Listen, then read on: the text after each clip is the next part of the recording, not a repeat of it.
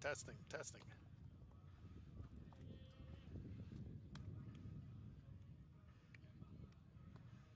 Testing.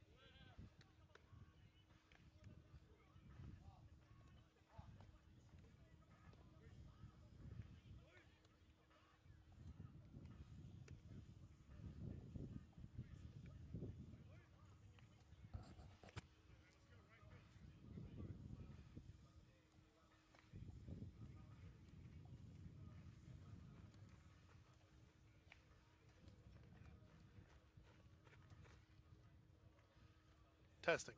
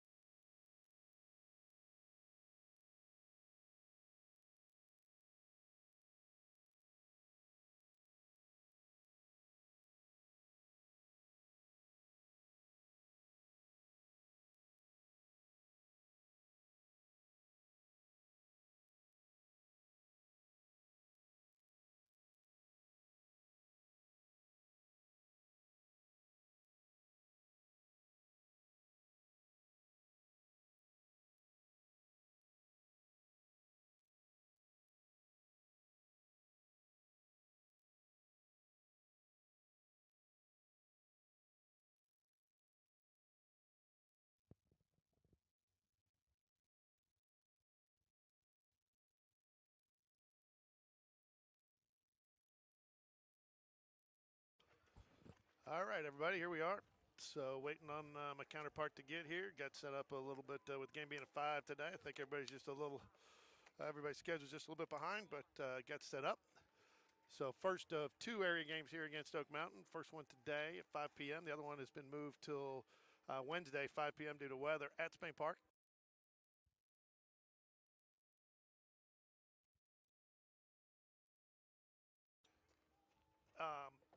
Sorry, players stopped by. A quick question.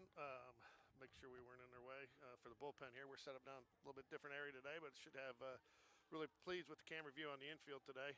Outfield still struggling a little bit. We are, fortunately, the new camera that I bragged about all weekend is still not in, but we'll be giving a shout out today to 42nd Photo out in New York. They were on the phone with me today and really went above and beyond helping me get something. And when they found out it was for some student broadcasting stuff that we're doing through GameDay Sports Radio, they really helped us out and found us a great deal and provided us the better camera than I had ordered at a better discount. And I can assure you we will be using them for anything that we need going forward because they were extremely helpful and even offered to provide some technical support additional, especially as we do some stuff with some students. So, but as I said, first of two area games today, and baseball works obviously differently than most other sports. What you did to this point doesn't really matter, other than what you know on confidence-wise and what you know as yourself as a team, because basically everybody starts today with an 0-0 record, and this is really a 6-game, possibly 7-game season if you have to go to one additional game to break a tiebreaker. But obviously, Oak Mountain Eagles is a team that Spain Park very familiar with. While they have not been in our area in years past, played them many times, and many of these guys cross over to because of the proximity and how close they played youth baseball together or travel baseball through the summer. So many of the players on both these rosters extremely familiar with each other. So I expect a very spirited and exciting game today. So starting for Spain Park will be Lucas Thornton. Lucas has been pretty much one of the starters that's been relied upon going all the way back to last year's area play.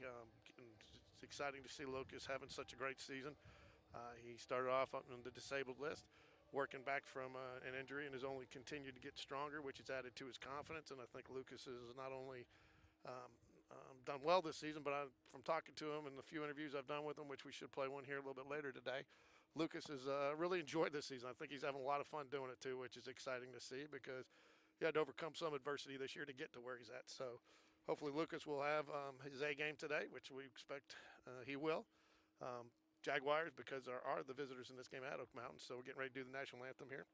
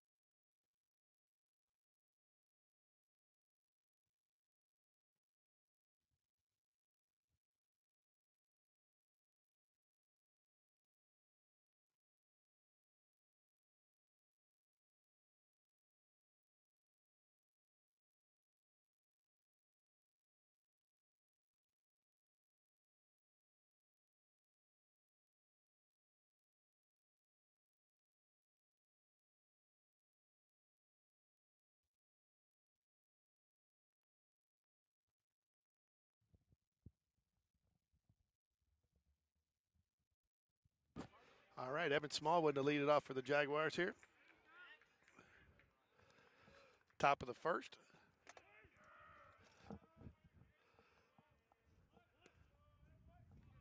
Ball one.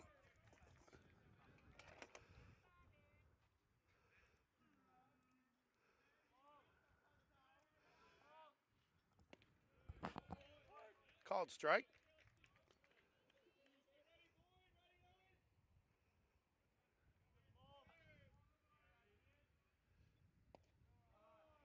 Ooh, looked a little low there.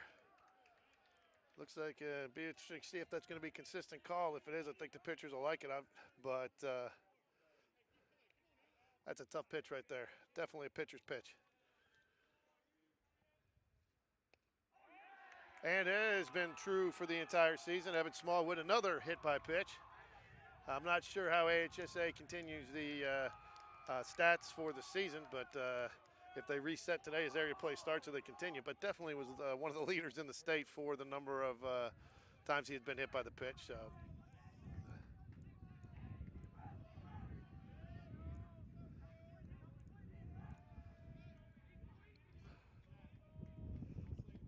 Cole Edwards steps to the plate. We do have a very, very, very stiff wind blowing in direct from left field today. Not as stiff as Saturday against Auburn, but nonetheless, going to definitely be hard to put one out in left field today. Called strike one to Cole Edwards.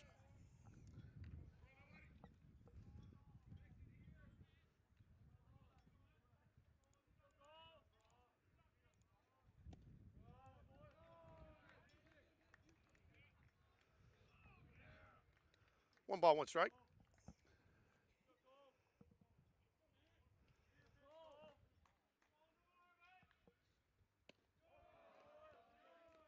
Two balls, one strike, a little high.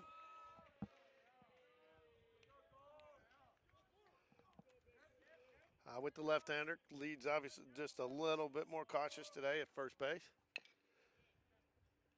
That one is going to remain foul. Foul ball, two balls, two strikes.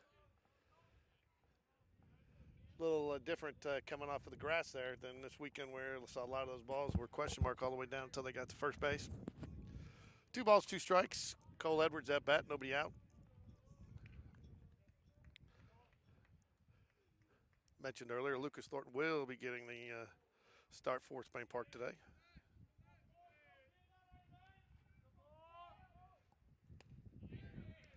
Great take there by Cole Edwards.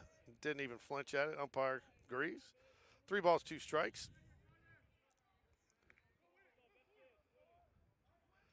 With the lefty here, and early in the game, be interesting to see if Coach Smith sends. Nope, does not. That is going to more than likely advance the runner, and it does.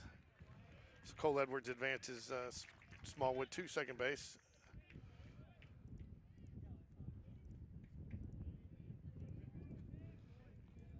That will bring left-handed designated hitter Jacob Tobias up to bat. Jacob Tobias has been hitting the ball very well as of late.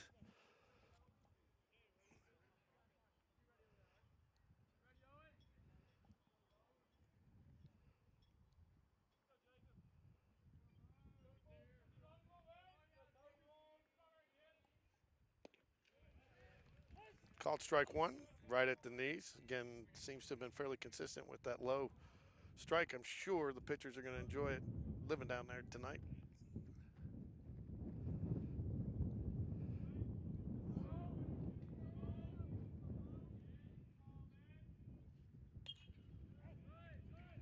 Foul ball out of play down the left field line. No balls, two strikes. Jacob Tobias, one out.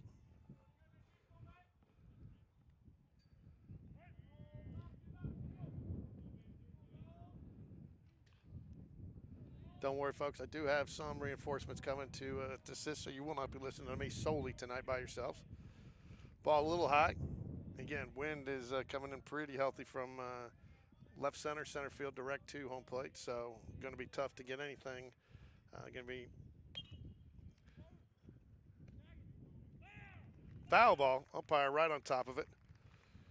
Something that we didn't have this weekend that's nice to see is, that call's got to be made aggressively right out of the gate, not only just for it's the right way to do it, but also for the safety of the players. Had a couple this weekend where kids are running all over the place and nobody even knows if fair or foul, and then after the play's over, they're calling them calling it a foul ball, and kids are sliding in. So appreciate that from the umpire, making an aggressive call there. 1 ball, 2 strikes, Jacob Tobias.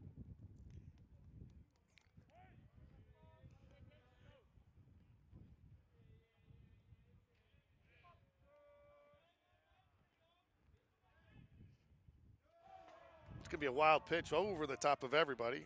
It advances Evan Smallwood to third base. Lots of spirit coming out of the Jaguar dugout. And in fact, when they showed up today, it was nice to see. They seemed very relaxed, very loose, very excited to be out here and play. So 2 balls, 2 strikes. Man on third after the wild pitch.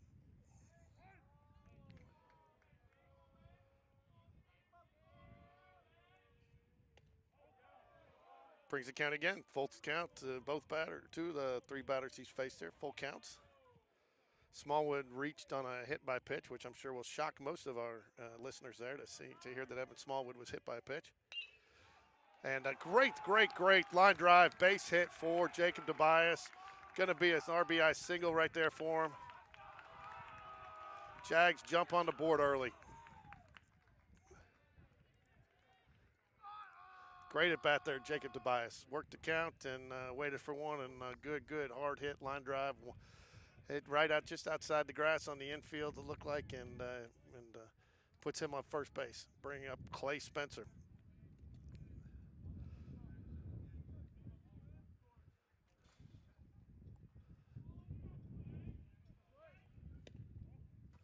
Ball 1. Timeout called. Catcher's going to go out and try to settle his pitcher down a little bit.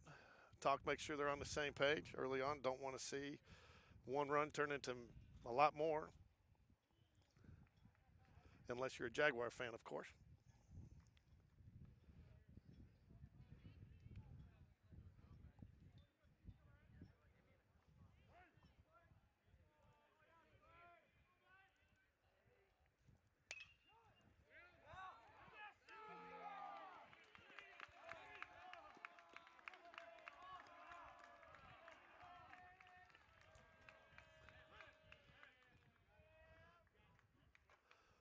Looks like Jacob, we're going to be the courtesy runner for Clay Spencer today. And again, another nice hit to the right side of the field.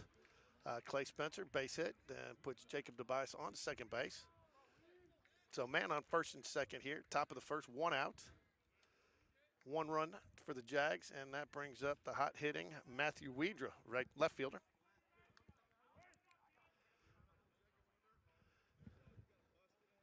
Right field is playing a little shallow, which is a little surprising. I know the wind's blowing in, but Matthew definitely has shown that he has power to right field and to deep right field. So a little surprised to see Oak Mountain with the left fielder or the right fielder in so shallow. Matthew Weeder's going to lay down the bunt. No play anywhere but first base.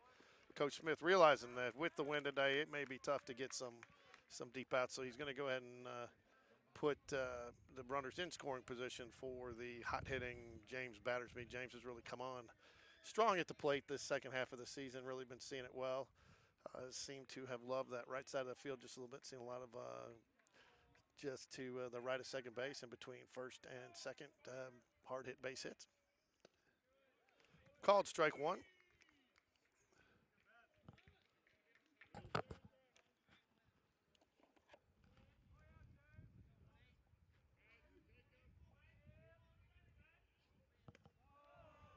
Ball 1.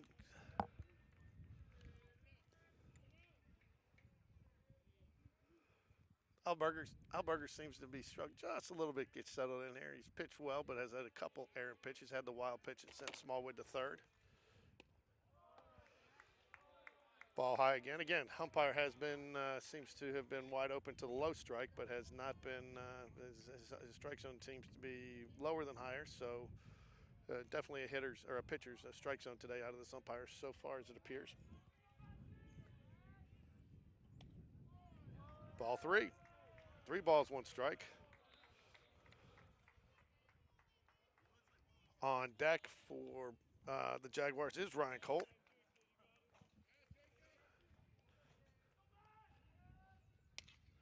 And James goes ahead and gets a hold of one. It's going to probably, and it's there it is. Caught for out number 3, but nonetheless a good at bat. Jaguars strike for 1 in the first inning here as they take the field.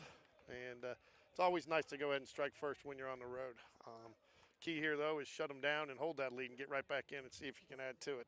That's the critical element right here. So we'll take a break right here.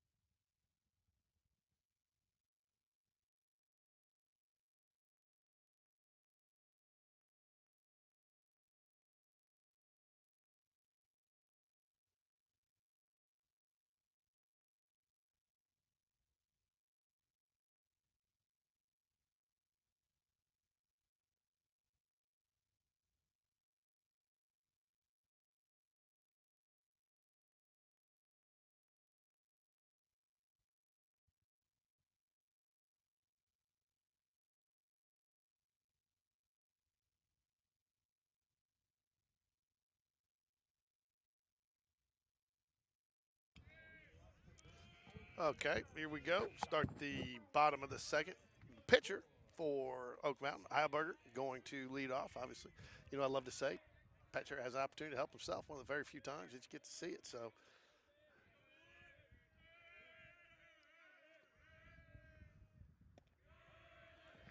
just a little low. Lucas Thornton going to start out of the windup today, as he usually does.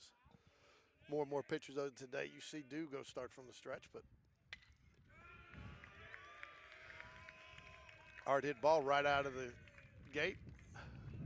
Man on first. That will bring. Oh, sorry, that was McCord. Now you have Heilberger.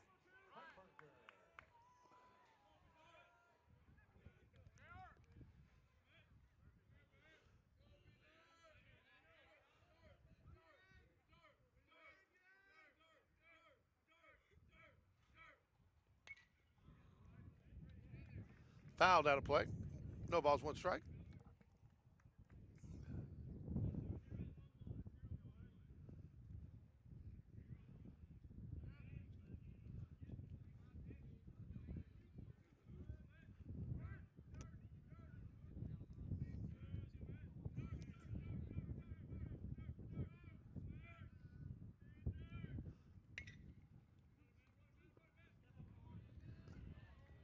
Ground ball to Colt Edwards. No play. Thought about second for a minute there, but recognized that was going to be a tough play. Got the easy out at first. Okay, so that's going to bring Parkinson to the first baseman for Oak Mountain to the plate with one out. Clay Spencer going to go out and talk to Lucas just for a second. Make sure they've got all their signs and everything on for any, especially with the runner at second. Make sure all are on the same page.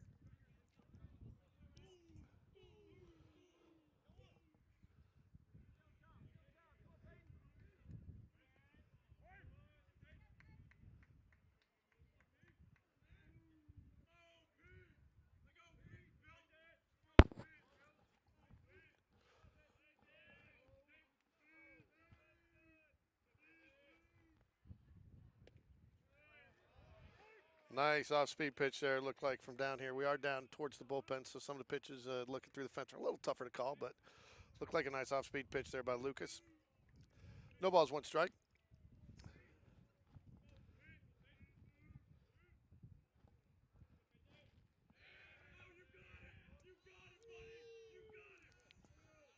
Lucas looks at the man on second, just next to him, know that he's there.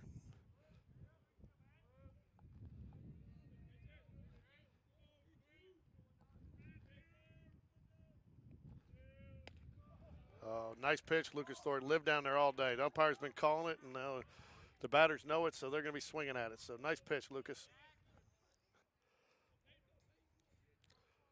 No balls, two strikes.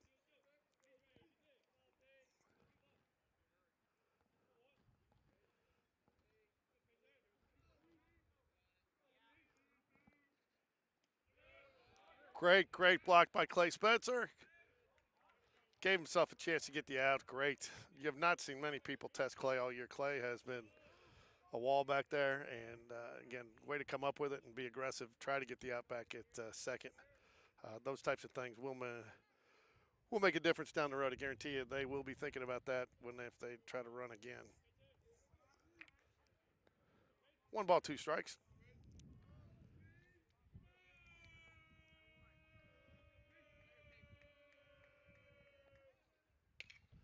That's going to get fouled out of play. 1 ball, 2 strikes. First baseman Parkinson at the plate for Oak Mountain.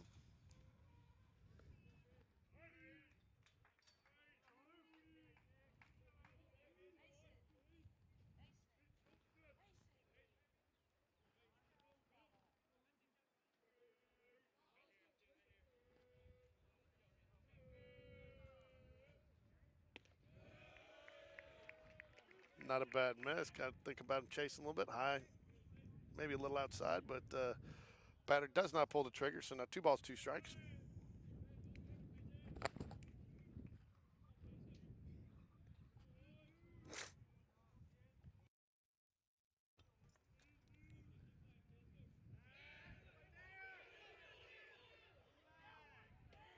Not sure what happened there, but John Robert Thompson with the backup in center field prevents anything from happening there after the overthrow. That's where Lucas just needs to bear down and go after the batter there. He's got him. He hasn't been close to anything he's thrown yet. No, he's messing in those with the batter on second base there, but there's bear down here right now, and let's get this batter.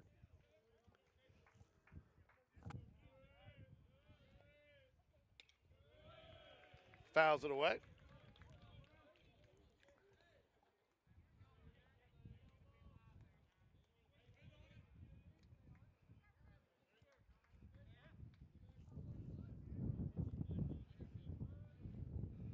Weedra, John Robert Thompson, and Ryan Cole are your outfielders today. Ooh.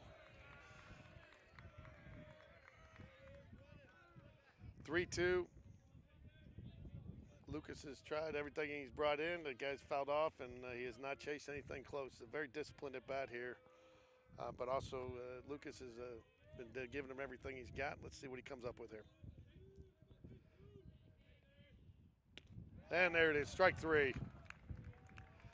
As many of you know, I've been a big fan of Lucas this season. I've just been real pleased to see how he's pitched and how he's enjoyed it. But you could feel he was not going to let this one go. Maybe a little bit biased there, but he definitely on that pitch looked like he was not going to be defeated. And that's always been his mentality. He loves that one-on-one battle. So great pitch right there by Lucas Thornton to get the out on 3-2. 2 outs now, and Jasinski comes to the bat, third baseman.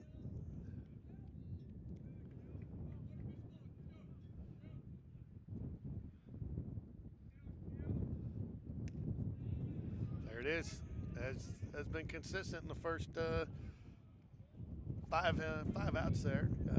Low strike called by the umpire, so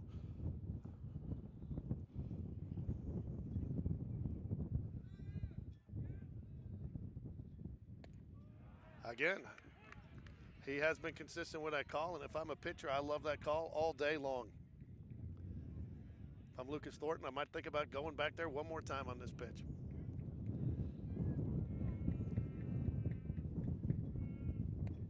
Oh, and he does, and I'm not sure where that missed. It might have been a little outside, but after two consecutive pitches called strikes at that level, I'm not sure how the batter laid off on that one.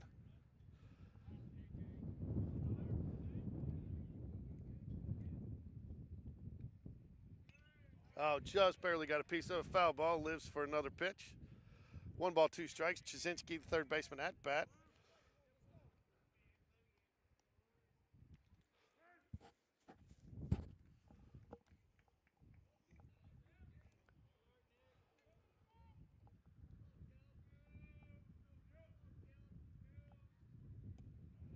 A little too far outside on that one. 2 balls, 2 strikes.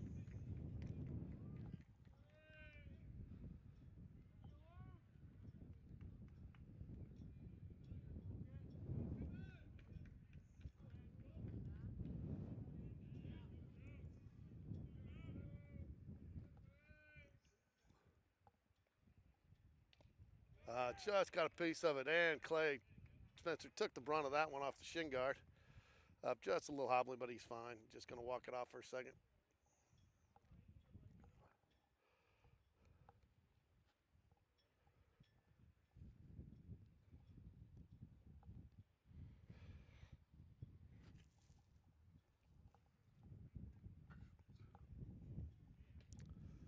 I think Clay's out there just talking to his pitcher, maybe biding a little bit more time to walk it off. That was really caught him off the shin guard. Pretty solid right there.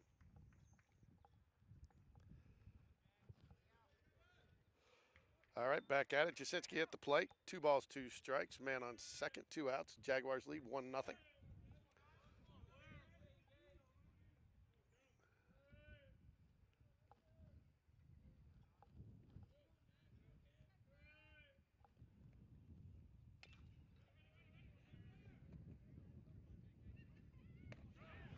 Great play by Evan Smallwood right there. Great play to keep the the runner out of the equation there.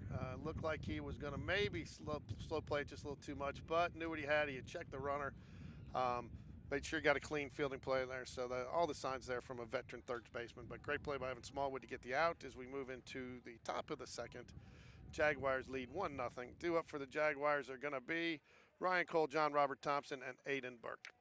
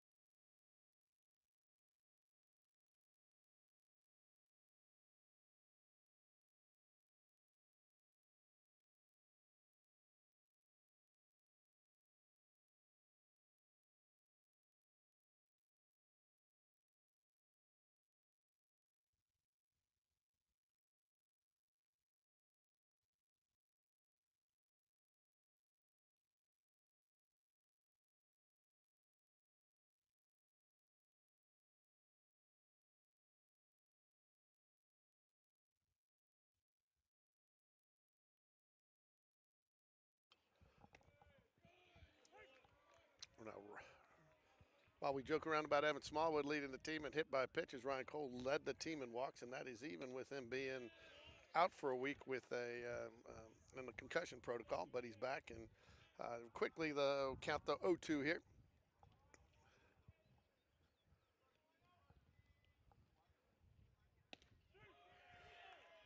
Goes down looking at strike 3. John Robert Thompson now steps up to the plate. Had a nice little, many of you hopefully got an opportunity to watch the interview with John Robert earlier in the week from this weekend. Really enjoyed talking to John Robert. And as you noticed from the interview, spent a little bit of time with him down on spring break, but a great kid and a great baseball player. And it's just a great teammate and leader on this Spain Park baseball team.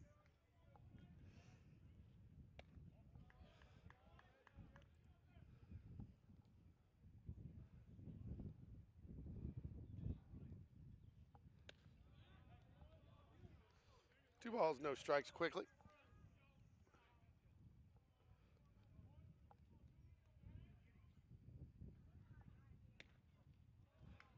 Three balls, no strikes. He's been going, the pitcher's kind of hit the same spot all 3 times. 4 straight pitch, 4 pitch walk to John Robert Thompson.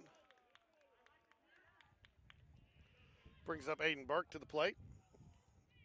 Aiden Burke's done a nice job settling in at shortstop. This year's made some nice plays and has had some key hits at some critical times the last couple of weeks, and so I've been about averaging about 1 for 3 probably the last 2-3 weeks of the season. So been some nice additional offensive output to be getting from the shortstop position. Holds off on a high pitch, ball, no strikes.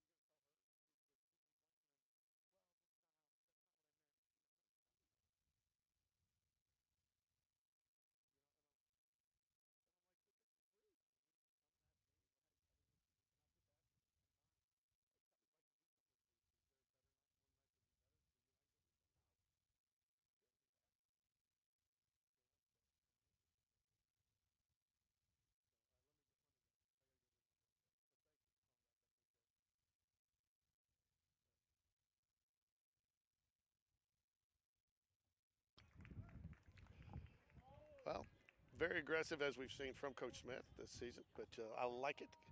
Has the double steal on. Unfortunately, Evan Smallwood goes down looking at strike 3. So that'll bring up the Auburn signee, Cole Edwards, first baseman, to the plate. He grounded out to first base on his, or the pitcher, I believe, on his first at bat, but nonetheless, he has runners in scoring position here with 2 outs. Going to be ball 1, so base hit here should score 2. Again, right fielder playing it very shallow, and left fielder maybe as well, but that may be due to the wind, but I'm not sure I would be given foul tipped at. I think I'd rather be a little bit more coming in on the ball with Cole Edwards at bat than trying to go back if he does get a hold of one here, but we'll see.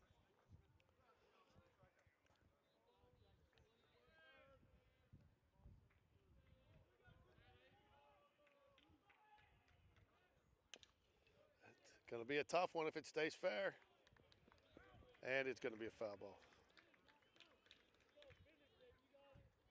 1 ball, 2 strikes, 2 outs. Jaguars lead 1-0 here in the top of the second. Nice for a varsity game. Should be able to play a little bit more of it under the daylight today, as the game started at 5 rather than its traditional 6:30 or 7. No JV game in advance of it. However, JV does play here tomorrow, as well as the Thursday game for varsity area play has been moved to tomorrow due to inclement weather possibilities on Thursday. So Jags will be at home again tomorrow against Oak Mountain.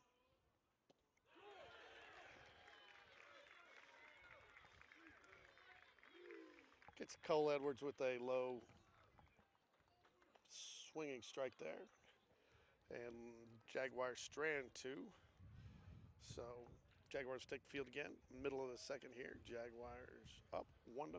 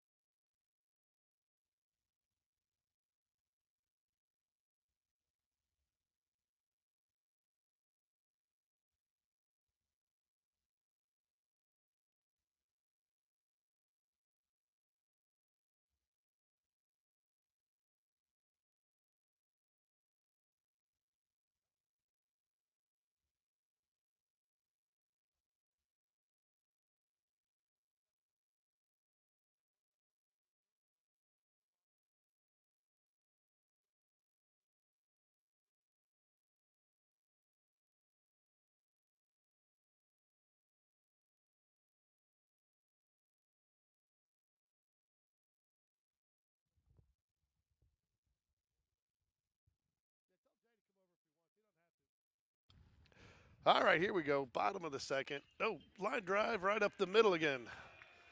As was true to form in the, not true to form, but as was the case in the first inning. Leadoff man starts off with a ground ball up the middle. So here we are. Nobody out. Man on first. It looks like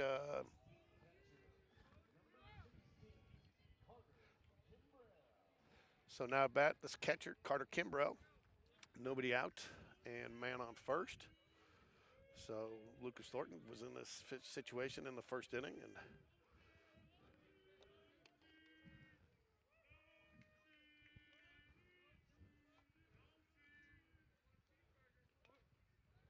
and the bunt goes foul. Not uncommon to see a catcher bunting, but bunt goes foul nonetheless.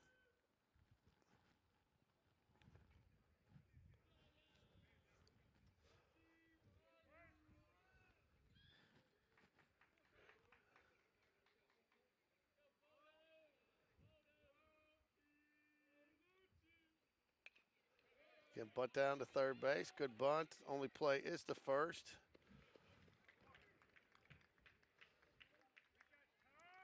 Got one out now. Man on second. Again, I think you're going to see a lot of small ball today with this wind. However, the wind does seem to be dying down a little bit here into the bottom of the second. Hasn't been quite as steady and seems to be kind of turning more into intermittent gusts, but still a wind coming in nonetheless.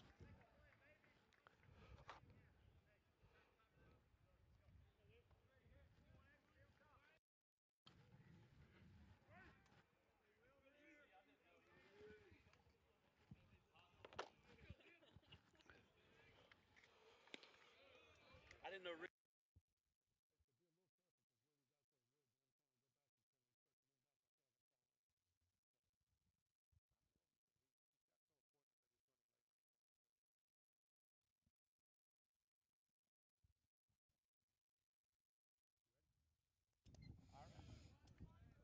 Fortunately, I've got some help now, joined by the silky smooth Jay Bradford. More of an expert on, well, he's expert on all things, but spends more time at JV with his son playing JV, and was looking forward to doing the JV game with him tomorrow night until the schedule got changed around. So hopefully we'll be able to do some more JV games with Jay. Yeah, I don't know about being an expert, George, but glad to be here. Appreciate the opportunity, man. What a great setting for a ball game tonight. Very awesome weather. Lucas is dialed up here. Let's see what we got. Got a runner on second. No outs. Where's the scoreboard? Oh, right. We got one out, George. Yeah, fly ball to left field. That's 2 away. I don't know when you got here, Jay, but we're in the first inning. Lucas has been on fire, except for the first batter of each inning has gotten a base hit right up the middle. But the batter last inning tried everything, and there you go. We're getting some pictures here, broadcast. There you go, I like it. So, but there was one. He ran to 3-2, and you could just see it. I've got the back of Lucas's head, but I could just see by his demeanor that he was not going to let the guy off the hook there. Just the consummate one-on-one battle, and I'm going to get him, and he did, and he got him strike out. But that's one of the things I love about Lucas. You don't find many people out there that loves that one-on-one more than he does. He does, man. That guy is a true competitor. I came up right in that last out with that little slow roller to Smallwood and made a do-or-die play over to first. So that's a nice strike one, starting his batter off here. So, the tomorrow night, Oak Mountain versus the JV, is that just a regular game? Because they have not started their metro/area play yet. Correct? That starts next week for them. Yeah, correct, George. It's a regular game. We came off the spring break tournament. JV did really well. So did varsity guys, and I think our freshman guys did really well in their tournament. Made it to the semifinals. We went 4-0, so we got our first in-area game. For JV per se. We don't really have state tournament. They do the metro tournament, but boys are looking forward. We're here tomorrow night, and then our varsity is back at home. So it's going to be a busy night for us tomorrow night. A little ball high. Well, I talked to you guys this weekend. We were going to do our little Pack the Park promotion, where we give students an opportunity to get a free ticket. But everybody I talked to, I got lacrosse tonight, I got soccer tonight, I got baseball tonight, I got this, that, or the other. Just about every student that plays or does something at Spain Park has some type of activity tonight, and they're all wanting us to come to theirs. So it's good to see so many students involved in extracurricular activities at Spain Park, but when you want to get them to come out and watch, it becomes a little challenging. Exactly. JV guys got done with practice right at 5 o'clock, so we were sitting on go in the parking lot, and we got about 8 or 10 of them up in the stands tonight supporting the varsity. So let's see here. We got a 3-2 count here, 2 outs. Ball 4. First walk there by Lucas Thornton. Put man on first and second there. So, again, want to go ahead and minimize the freebies, as Coach Smith always likes to talk about. Batting now is the left fielder, Harrison. So, I take that back. The second baseman, De La Vega. So, Harrison just drew the walk. So, number 9 hitter.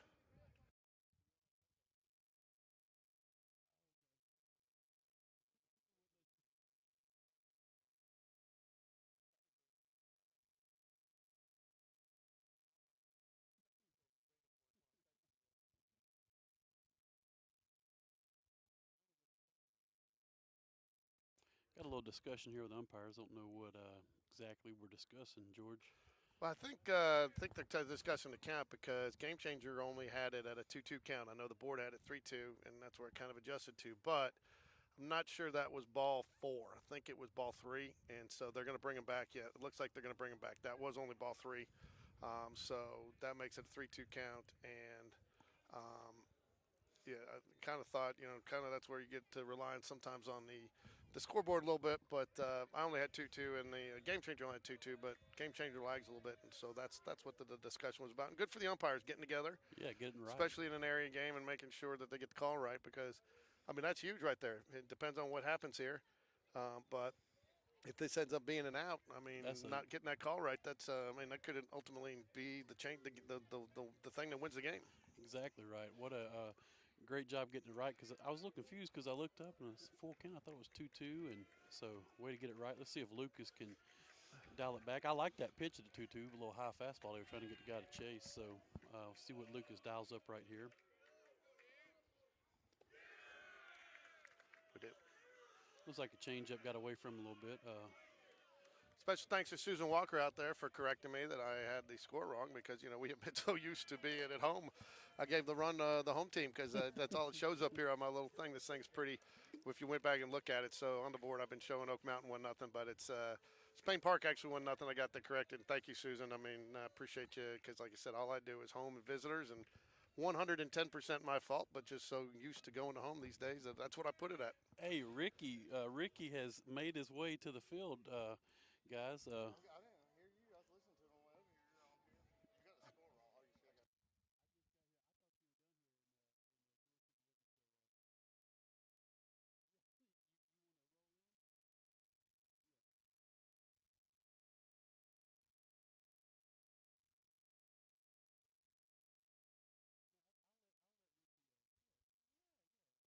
Guys, I'm gonna. This is Jay Bradford here with George Corey and Ricky. I'm gonna sign off here, and Ricky has showed up. He's got 2 Coca-Colas, but you did not bring a 2-liter, Ricky. 2 liters on the way. 2 liters on the way. So we got 2-liter, and Ricky, I'm gonna hand the broadcast over to these guys. 2 outs with runner on first and second. So let's see if we can close this inning out and get some runs in. Turn it over to Ricky. Thank you again, Susan Walker, for pointing out the scoreboard because that would get confusing at some point along the way. And again, everybody owes Susan Walker and Courtney Cahalan a big shout out this year. They, for most of you don't know, kind of handle a lot of our social media, Instagram, Facebook, and those things to post, the graphics that they put up and everything. And I know the boys enjoy it, and I know the fans, and it keeps them informed. So they do a lot of that behind the scenes, and it's a very thankless job. So thanks again, Susan, and thank you to Courtney and Susan for everything you guys do for Jaguar baseball. And thanks to George Corey. Because I tell you what, driving over here, I've never watched one of these games without actually calling it or replaying it where I don't have to pay attention to what's going on. But it's hard to tell sometimes on your phone who's on base, how many's on base, the count, and I never think about that because George takes care of it during the game. And when you're not here and you want to be here, that really makes a big difference. Well, it's funny you mention that because we actually had somebody call in one day and text in and said, why do you guys keep telling everybody everything and when everybody's watching, Why do you shout out how many guys on base, how many outs, what the count is? And, I told the guy he didn't have any, and a great guy, but he doesn't have any kids still playing. I said, have you ever had to do this when you're listening in the car where you can't watch? You got it on because sometimes you're traveling. And so I said, that's why we're kind of trying to do it not only as TV but radio, kind of a combo.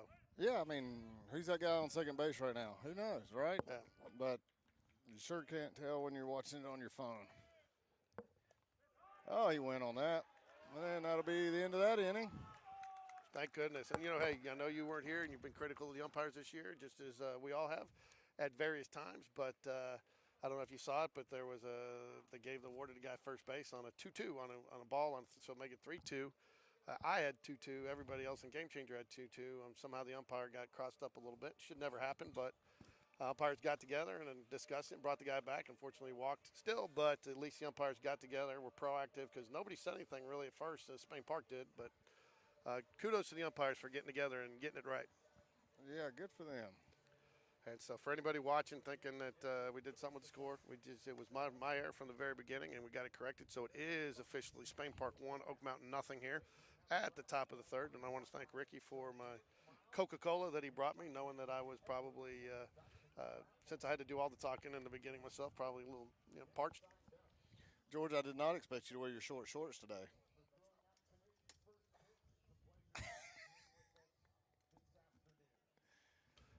These are compliments of something my wife got from some promotion she did. She said, "Wear these. You'll be excited. You'll look good." So that's why we're down here in right field, because wasn't sure how they'd look, so I put us out of view and distance of everybody. Well, if you're trying to turn me on, it worked. So, but I see, Ricky. That's why I'm talking to fans. See, this is why I like being down for a little bit farther. Just with our view, you get a little bit more of the infield. Just makes it a little bit better to do. So, hey, I didn't get to tell you. So, got the camera ordered. I told you I was very disappointed in the camera that I ended up ordering. And so I got online. I told you Friday night. I said, got the new camera order. It's going to be here Monday, Tuesday, right? Mm-hmm. Well, the guy calls me. He says, I'll finish telling you a story between innings. It's a good story. Jacob Tobias up to bat. There's a called strike. Since you hadn't been here, just so you know, he has been consistently. He has his strike zone's been lower than higher. Lower than higher, okay. And there's another called strike. And he has seemed to be fairly consistent. So Tobias quickly at 0-2. This is the umpire right here in the field we had behind the plate against Thompson. Or wait, no, I'm sorry, against Briarwood. I think everybody's pretty much a zombie that game after that 11-name guy. Nobody remembers anything about that game, but it sounds like but you. I remember the field ump showed up eating Fritos, and That's right. Coach Smith did not take too kindly to it.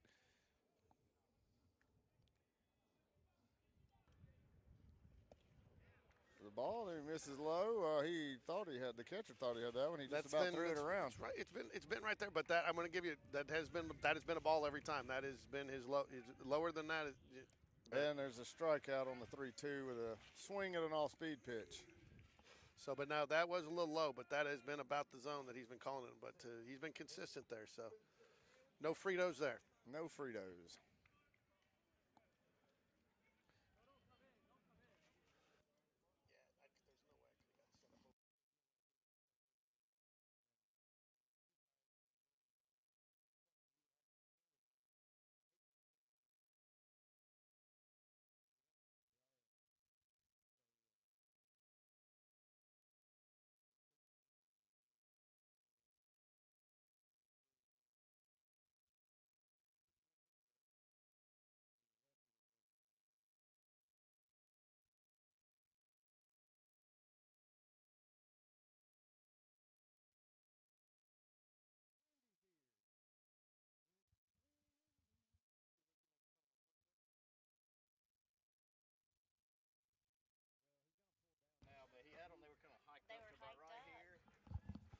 So 1 ball, 2 strikes, 1 out.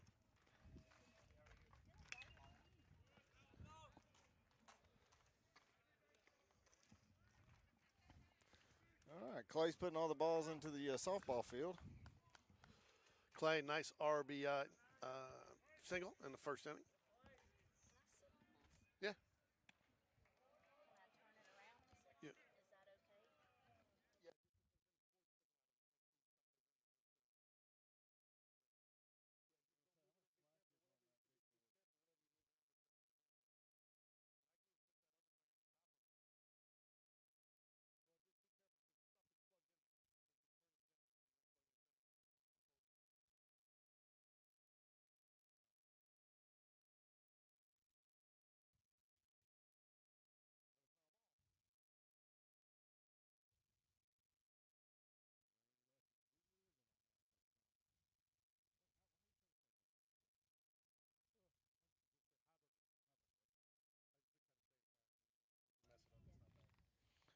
Heiberger's living on the outside corner, and Clay keeps fouling him off to the softball field. Blake Patrick just steps by as he goes to get a foul ball. Got a nice haircut for area play, it looks like.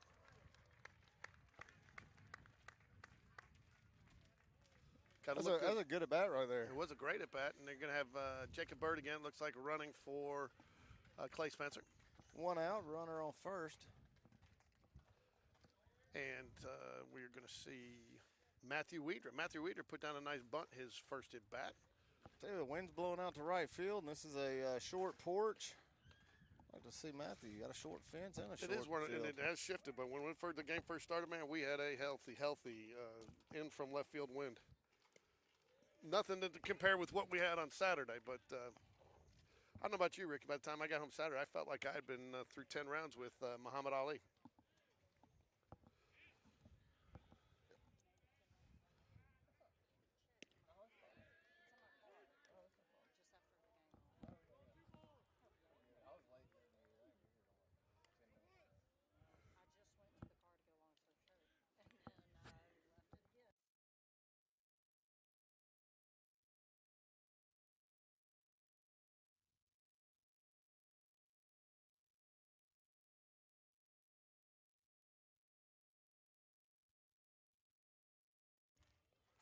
Jacob Bird with a stolen base. Not sure how that would have played out, but the ball definitely it squirted away, so it didn't matter. Jaguar coaches were calling for a little bit of interference there because he was blocking the base without the ball. But nonetheless, he is safe at second, and that brings up James Battersby with man at second, runner in scoring position. Coach Smith, Ricky's been very aggressive today. Double steal earlier with 2 strikes and got the runners to second and third. Some bunts. It looks like he recognizes this win may pose some challenges to scoring some runs deep today. The small ball may be the ingredient to get the victory. Yeah, it should be a close game. I mean, they're throwing their ace, and runs are probably not going to be falling out of the sky today. Oh, do you happen to know, is Heiberger committed somewhere? I do not know. I tried to get some information the other day, but like most programs, they're very close to the vest on.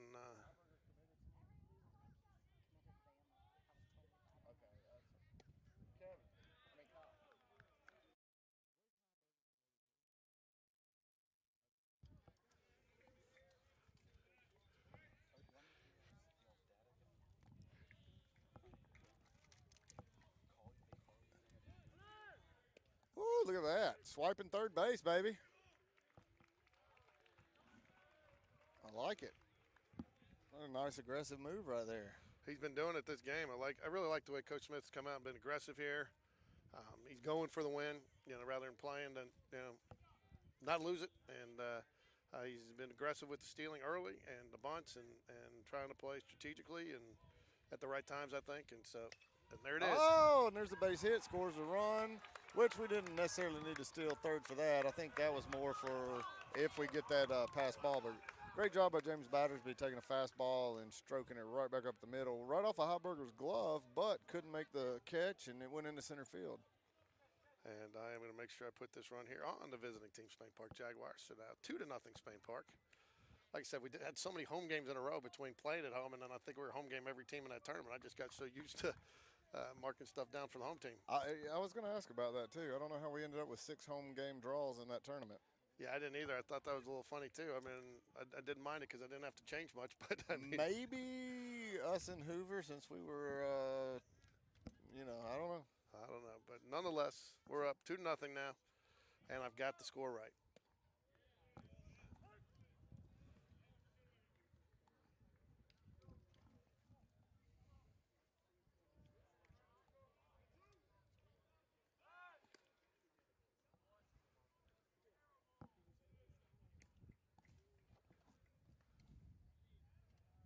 I got game changer. Oh, yeah.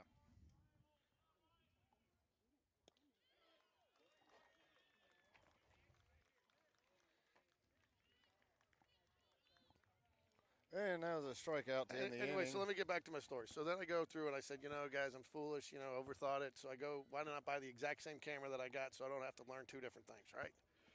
So I ordered it and it hadn't come yet. It hadn't come. So the guy calls and he calls me today and I call him back and he says, hey, I just need to make sure you were intending to order the European version of this camera because if you're not using it overseas, then it won't work here because I guess things are coded differently. I said, no, I was using it here. He goes, oh, well, then you've got the wrong camera. He goes, and again, that's why I told you. I thought it was too good to be true deal, But anyway, so it's 40-second photo out in New York. They have a retail store and they do stuff online. And anyways, as I started talking to the guy about what we're doing there, he found us even something better than he says than the Sony that we've got now, Panasonic. It's way more expensive than what we were prepared to pay. But when I told him it was a student network, he worked us a great deal. Going out the door today, less than, about what we were paying for the other one. And it's actually an upgrade on the camera. And so, but the guy talked me through it, and he said, when you get it, I'll give you some technicals. So you guys can get it up. And he said, get it up and running as quickly as possible and do what you want to do and send him some video. And I told him I mentioned him today because the guy really did cut us a great deal once he found out we're doing this for the students. So if anybody, I'm going to get a graphic up tomorrow. They're supposed to send me something, but if anybody has an opportunity to order anything, photo, video-wise, 40-second photo. They have a mail order and a retail store, but they were great to work with, and they really did a great deal for the Jags today. Once they found out what our situation was, so kind of an interesting story there, huh, Ricky? Very interesting, and I'm glad we got a good camera. You going to use it for the main camera now? I might. It depends. We'll see. But he did say it's. He says. I mean, he says we won't notice that much difference, but it definitely is a step up. And he actually told me what the deal is. So apparently, this camera is that we got from Sony that I got such a good deal on last year. They can't get the parts to make it, so that's why they've actually stopped making it. That's why it's got so expensive, and they're going to start making it again once they can commit to being consistent. But the fact that they haven't been able to be consistent was frustrating a lot of people, so they've just taken it off the market. And again, that's why, I think I said I paid about $1,500-$1,600 for this camera summer. Just to use one now is like $4,800. New one's like in the $6,000-$7,000 range for this camera that we're using.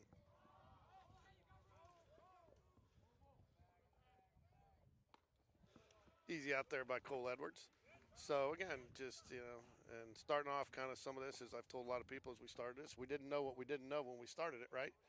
And but again, some people out there that have been willing to help us and help us for the students has just been refreshing and been nice. Our interns are getting us all the information we needed. So Matthew Heiberger is committed to Alabama. Throws in the low 90s.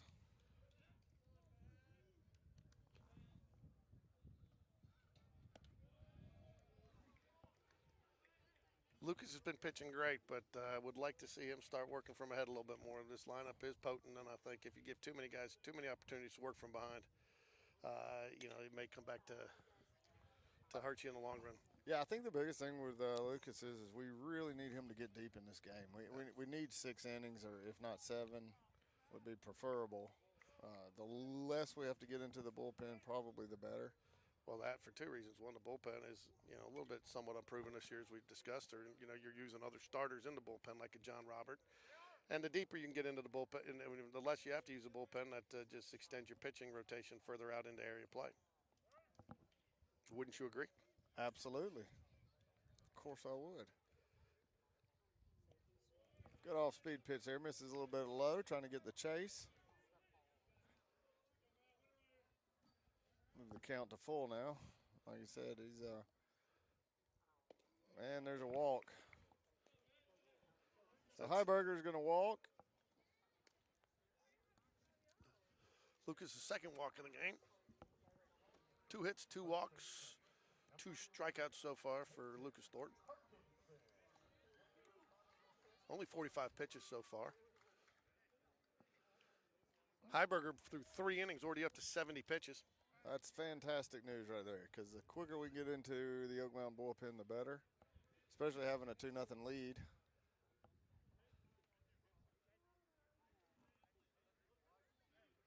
Parkinson up to bat for Oak Mountain.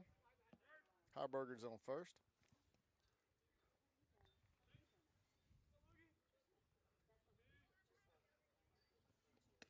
There's a swing and a miss at an off-speed pitch.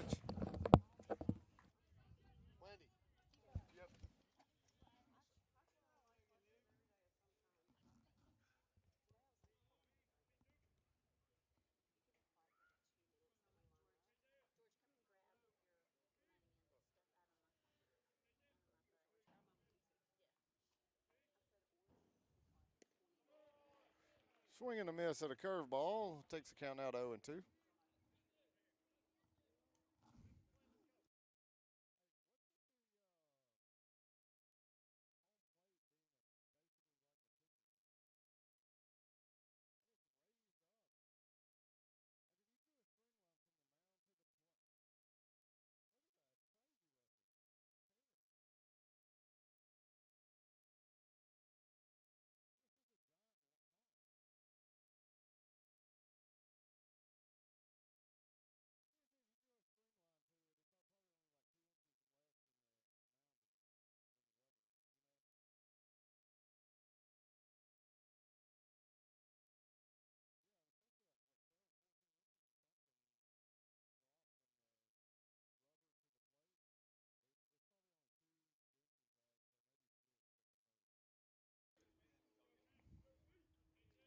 1-2 count to Parkinson. Heiberger takes off. There's a throw from Spencer in time and gets around the tag.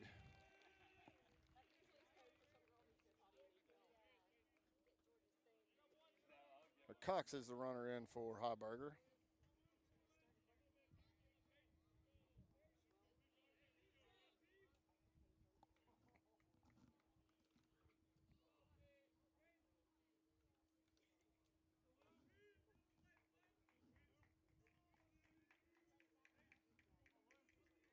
Two-two delivery from Thornton. Curveball hit to third base. Is a look back by Smallwood. Great play to Cole Edwards for the out. 2 away now, Spain Park in the bottom of the third. Runner gets held at second base.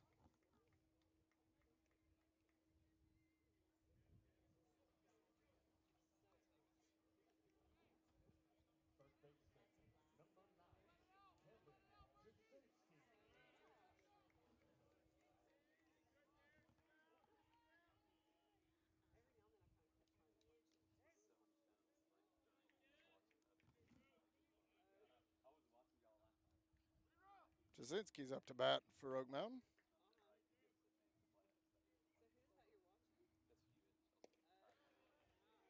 Swing and miss at the curveball.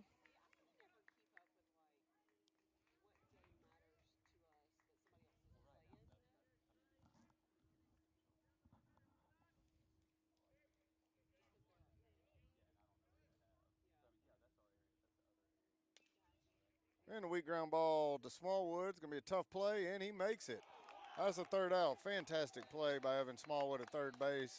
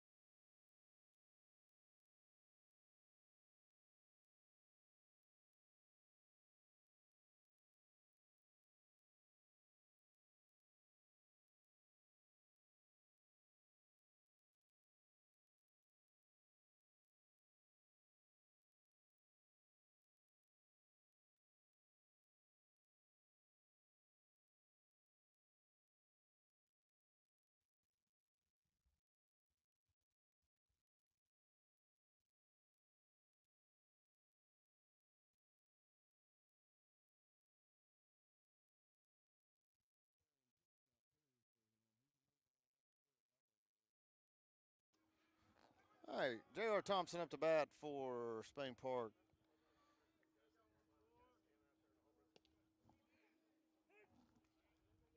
Count now 2-1.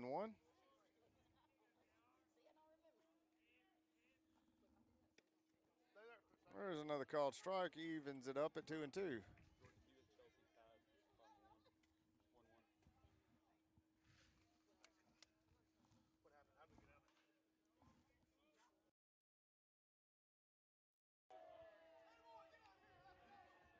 JR takes a fastball off the wrist.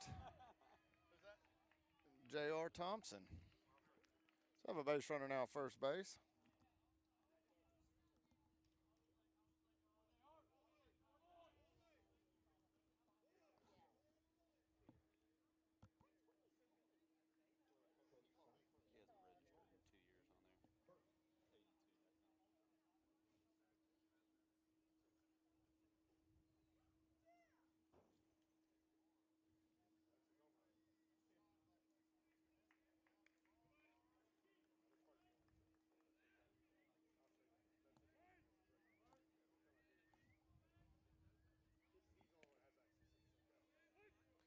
Aiden Burke up to bat for Spain Park. Takes a called strike.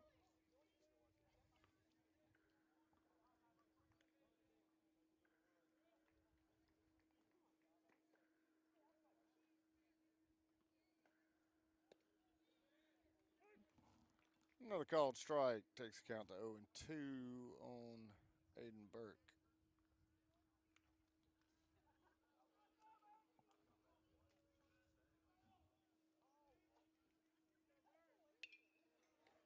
A foul ball.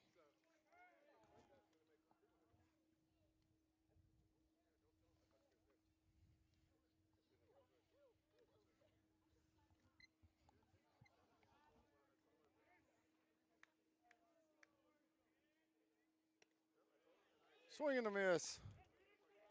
And John Robert Thompson swipes second base. Did you say that, George? JR on the delayed steal. Sure was. Burke struck out, swung at a high pitch, and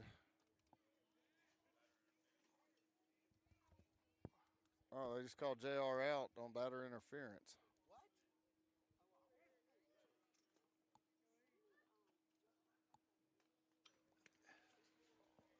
There was a high curve ball called for a strike. So now what do we have, 1 out or 2? 2 outs now. 2 outs, okay. It's unfortunate that that was the call, but I think you are going to see some more of that here. There's a high fly ball out to center field and makes the catch for the third out of the inning.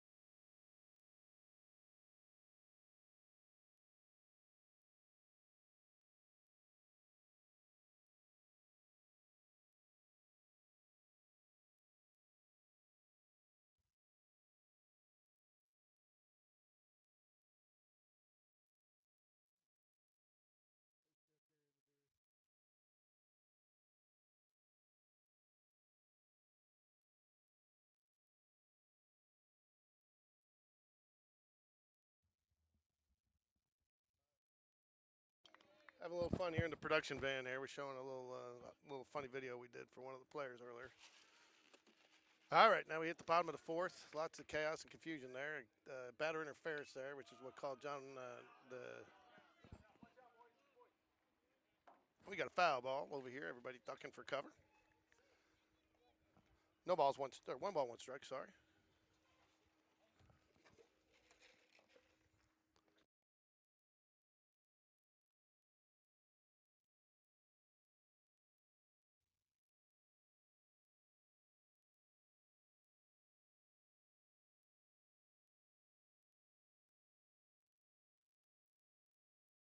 Great play by Aiden Burke there. Almost a little too long, but made sure he got it on that running throw and make sure to get the out and a critical out there nonetheless. So great play there by Aiden Burke. Well, see, I think that goes back to what we were talking about the other day, like the errors he had at the beginning of the year being hustle errors. He slowed everything down just a little bit, as we've seen. He's had a lot more close plays, but he's getting the throw there and still getting the outs instead of bobbling the ball and letting the runner get on with the E6. All right, folks, mark this down. It is, what's today? The 4th of April, 4th inning, 1 out. But, Ricky, you are absolutely 100% right. And there's a ground ball to Battersby, bobbles it, and makes a throw to Edwards, gets the out. 2 down now here in the bottom of the 4th inning. I'm going to give you your props there. You are right, and there is going to be no dispute, and we were just going to say you're right and move that on, but I wanted people to mark it down because I don't make that. I don't say that to you very often, do I? I don't even know what to say. So there you go. Great play, Aiden Burke, and great commentary, Ricky Strawn, ladies and gentlemen. Enough said there. Glad to see Lucas getting some soft outs here this 4th inning. Wouldn't you say, Ricky? Yeah, and his pitch count has stayed real low. If he can get out of this inning now with just a few pitches, there's a curveball in the dirt. Yeah, and pitcher's kind of the one place it's a little odd, and I heard Tony La Russa speak about it one time, as a player, you want to be out there doing what you do to keep your rhythm going, right? But pitcher's kind of one of those places. You get a quick out, you get back in the dugout, you almost get more of the fire from your teammates in there putting the offense, and that's where it's rare for you not to be doing something, but to get that quick out, to get back into the dugout and get your team to it kind of lifts you up as a pitcher. So that's kind of one of the few sports that it's rare. You want to be on the bench rather than out there working. You know what I mean? Of course. Yeah, I mean, his goal there's a walk there. I think this time you can blame me. But yeah, Lucas wants to come out. He would love to come out and have a 7 to 10 pitch inning occasionally, and he could still do it. I think he's at 61 pitches, so his pitch count's not too bad. No, not at all. I think they're towards the bottom of the lineup here, aren't they? They're 7, 8, 9 hitters somewhere. Heiberger's at 81 pitches, so 20 pitches difference. Yeah, so this is number 8 hitter. It's Harrison.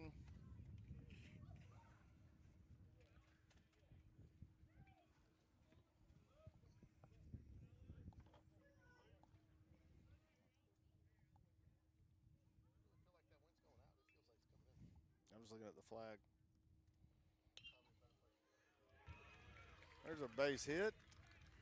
Harrison, a little blooper over third base. I guess I deserve a little bit of blame there, too, talking soft outs there with 2 outs.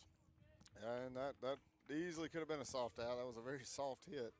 But it dropped about 10 feet into the grass. So number 9 hole hitter here, second baseman De La Vega coming up to the plate with 2 outs. De La Vega 0 for 1 on the day.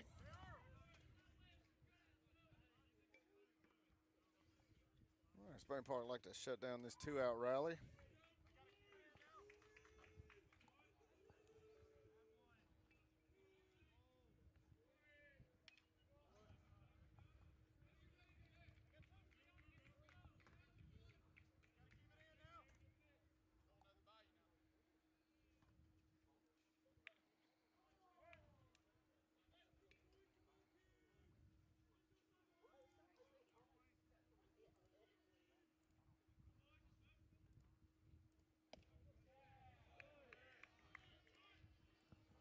One ball, one strike here to De La Vega, the number 9 hole hitter, second baseman, 0 for 1 on the day.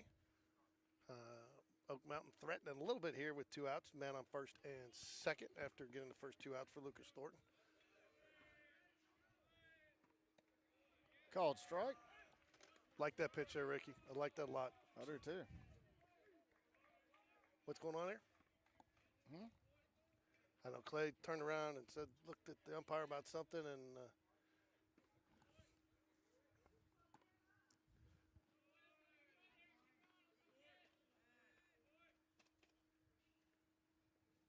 that was a great off-speed pitch to end the inning. Good job, Lucas. Tell you what, he's had the curveball on fire today. he has. Georgia, this is going to drive me nuts this entire game, but when I look at home plate from here and that giant lump it's sitting on, it couldn't be more than 2 inches lower than the rubber on the mound. Oh, I agree with you. I mean, I don't know what that's all about. I mean, it looks like the runners, when they take off out of the box, are going to trip falling down that hill, getting to the grass. I don't get it myself either.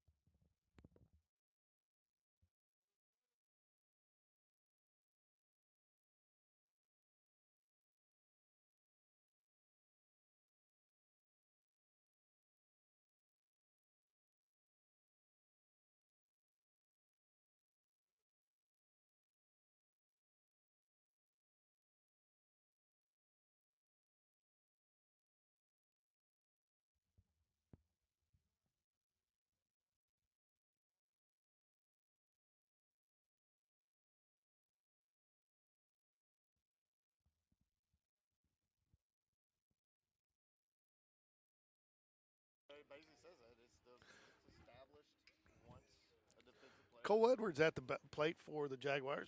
Quickly, and we got a ball out to right field. And Right that might field. get out of here. That's a home run, Cole Edwards. Here's the third run of the game. I was trying to move the camera so people would see it because I knew we weren't going to get it, but nonetheless, a home run for Clay Edwards. It was too far in the corner. I guess these guys are just going to mess with me all season long and make sure their home runs are not on the camera, which I'm fine with. Feel free to hit a home run anywhere the camera's not. Just keep hitting them, right, Ricky? That's right. Just go ahead and hit them, man. The Oppo home run. I tell you, it's a short porch and a wind blowing out to right. Not taking anything away, but I believe Cole would be the first to tell you he definitely did not quite get all of that one. Looked like it came off the fist a little bit, but got it up. That's why I was trying to adjust the camera a little bit because I thought it was going to be caught, and but nonetheless gets out, gives the Jaguars a 3-0 lead here in the top of the fifth. So obviously it's a good pitcher. He's committed to Bama, but I mean you give up a leadoff home run like that. What's that do to your psyche coming out at 75, 80 plus pitches? Nothing, or do you think maybe he starts trying to press a little here? Well, I mean, I think he's already down 2-0. His pitch count's pretty high. He knows he's probably not getting the win, even if Oak Mountain wins the game. He knows he's most likely not at that point. So, it's area play. I'm sure he really wants to win this, but they got a strikeout there right behind it. So. Bounces back nice. Yeah, bounces back. So if the Jags keep up this trend, they'll end up winning them 4-0 with a run of the first, the third, and the fifth, right? I'll take it. Let's hopefully add a few more. I'll take a. Because one thing is we've learned, and I think we saw it last year. How big of a lead did we have last year in JV in the area tournament play or spring break tournament? That's what it was. We had a significant lead and let the Oak Mountain Eagles back into it.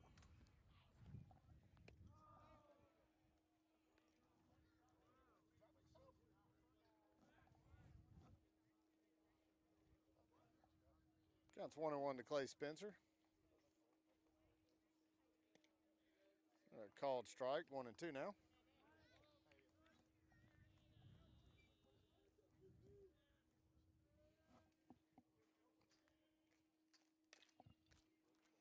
And a ground ball back to Heiberger makes the play. Oh, Most was too late on that. Wow.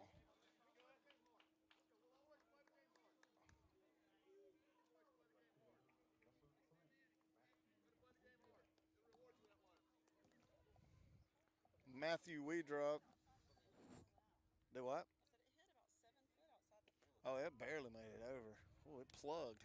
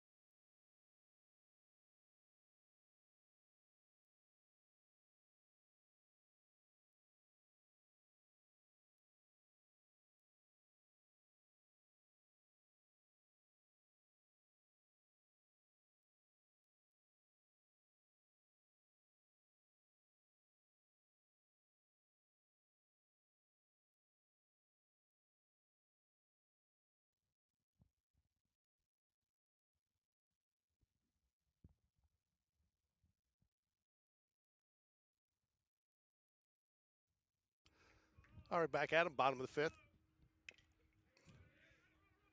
Foul ball. 1 ball, 2 strikes. Lucas Thornton back out on the mound to start the bottom of the fifth. Eagles back at the top of the order with McCord, shortstop. McCord 1 for 2 on the day. Led off the game with a line drive signal up the middle.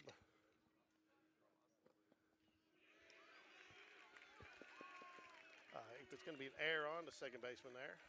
Just out of the reach of the camera there.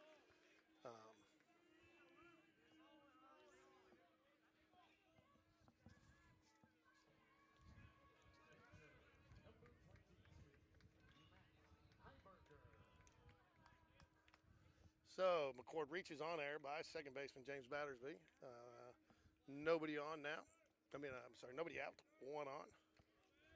Bringing up the pitcher, Heiberger.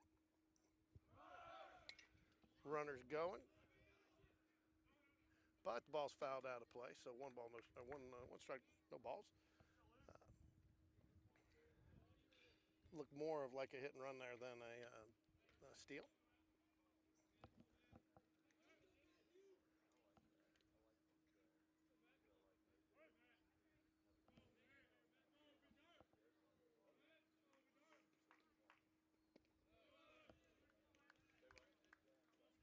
One ball, one strike.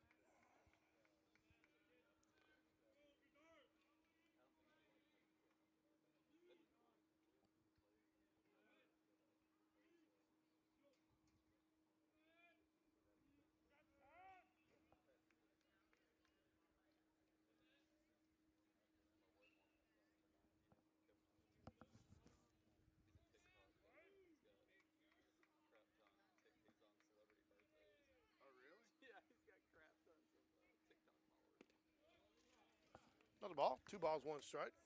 Ricky comes back with half the concession stand. It's the slowest concession stand I've ever been to. I'll give him a break. I thought the same thing, but they got some toddlers working it in there. I know. I could do without the child labor today. 2 balls, 2 strike. Nice pitch there, right at the knees there, looked like, for Lucas Thornton, battling back. No outs.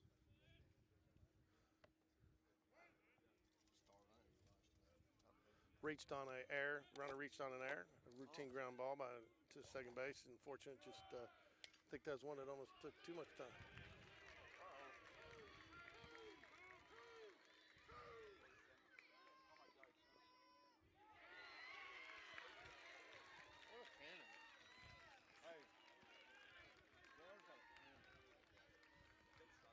Hit and run there, and runner does score. I'm not sure Coach Smith's going to be happy about that the entire way there. He was surrounded 2-2-2. I think he wanted that ball coming in to possibly hold the runner.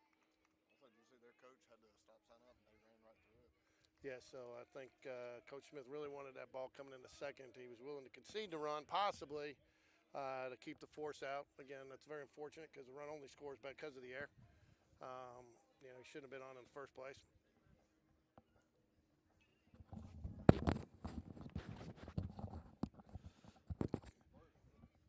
Nobody up in the bullpen for the Jaguars, so this is just conversation to kind of make sure get everybody settled down, and still got a 2-run lead here in the bottom of the fifth. Nobody out. I'm sure that's what Coach Dunn's telling them is to let's settle in, get some outs here. No damage done as long as we stop it here. So.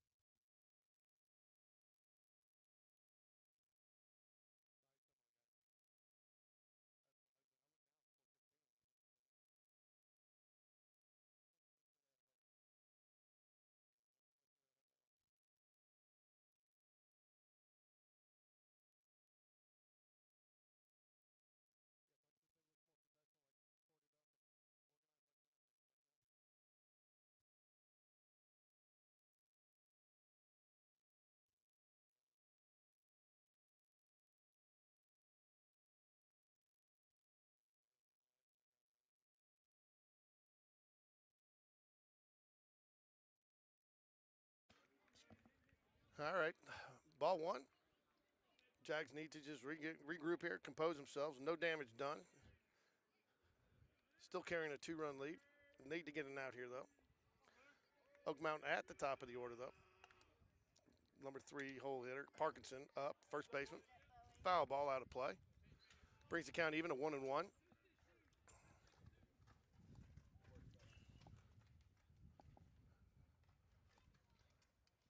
Lucas Thornton about to hit 80 pitches here. He's faced 20 batters so far.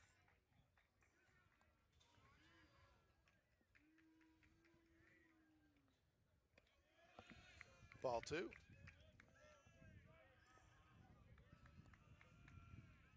Well, Lucas been in a lot of these games, though. He's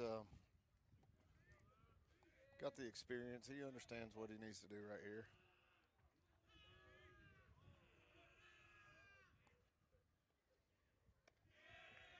Oak Mountain scrambling or yelling out of the dugout, trying to get a little bit in Lucas' head and work him a little bit.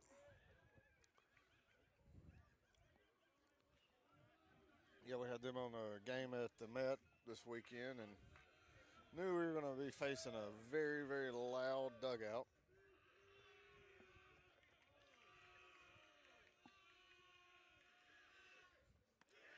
And Lucas struggling to find the zone, misses with 3 straight up over Parkinson's head. So do you just hypothetically, and obviously a reliever to go to would be John Robert Thompson here. He's in the game, so you obviously never necessarily wouldn't see him in the bullpen. Is that somebody you could, since he's already warm, just go to him right now in the middle of the inning and get him his 8 pitches? No question about it. I mean, there's not a better pitcher on the roster to go to than John Robert. And, you know, that was pretty much the go-to last year once we got to area play was JR coming in from center field.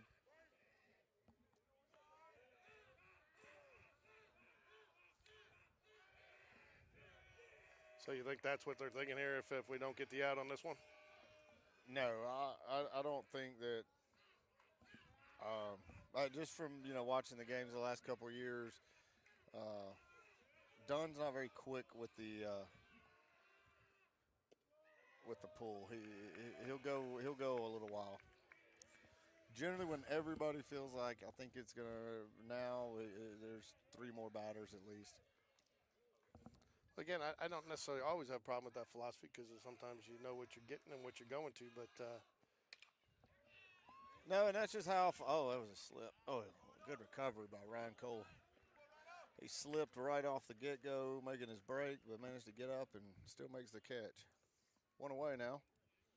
Yeah, no, I mean, you know, that's just like pitching coaches have different philosophies. Watching the last couple of years, Tim Hudson at Auburn, he would have a pitcher walk one guy, and he'd pull him. Right. And then he might bring another guy in. He throws 2 straight balls. He'd pull him in the middle of the count with only throwing 2 pitches. He had a very short leash, and then I think Dunn's kind of on the other end of that. Well, I do know, talking from Dunn some in the different situations, not area play, for instance, but they do like to give a pitcher an opportunity. They don't want to get him that mentality, one thing wrong that I'm pulling you. But again, area play on the road, I think you want to do everything you can to make sure you get this one game. So. But, I mean, how many times have you seen it, too, though, where a guy's struggling a little bit, but he hadn't, like, fallen apart or anything, no stretch and you bring a new guy in and they immediately start shelling him or – Trust me, There's another pop-up, and Ron Cole makes the catch. What a great catch. He palmed that ball. He just about missed it. Heck of a play, though. 2 away now.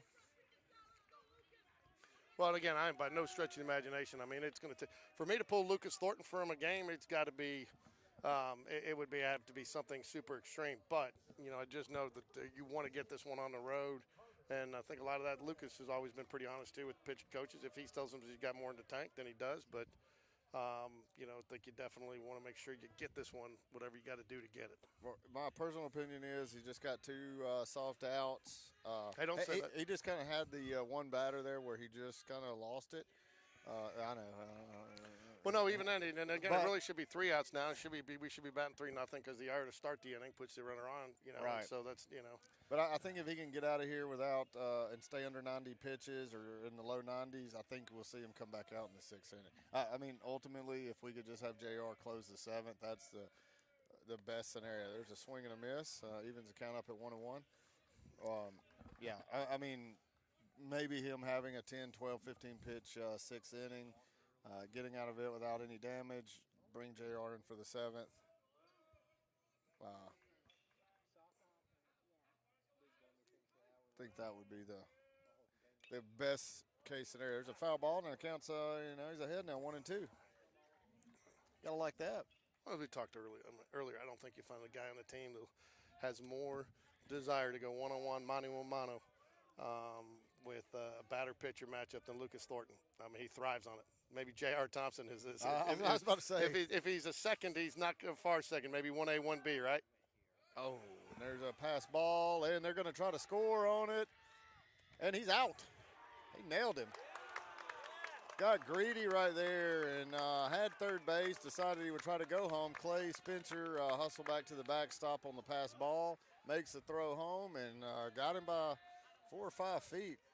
Not really sure why the runner got up. Guess he felt like if he argued it, maybe he wouldn't look like he made a pretty critical error there. You just don't make that out at home right there. And he wasn't around third base yet. And Clay was already almost to the ball. Great job, though, by Clay to get back and make that throw. That's a tough play. And they're going to try to score on it. Ball up, turning, making that and he's throw. Out. Nailed it. Fantastic. No runs. Got greedy right there and had third. Watch. See if he'll do it. There we go. And they're going to try to score on it. And he's out. He nailed him. Got greedy right there and had third.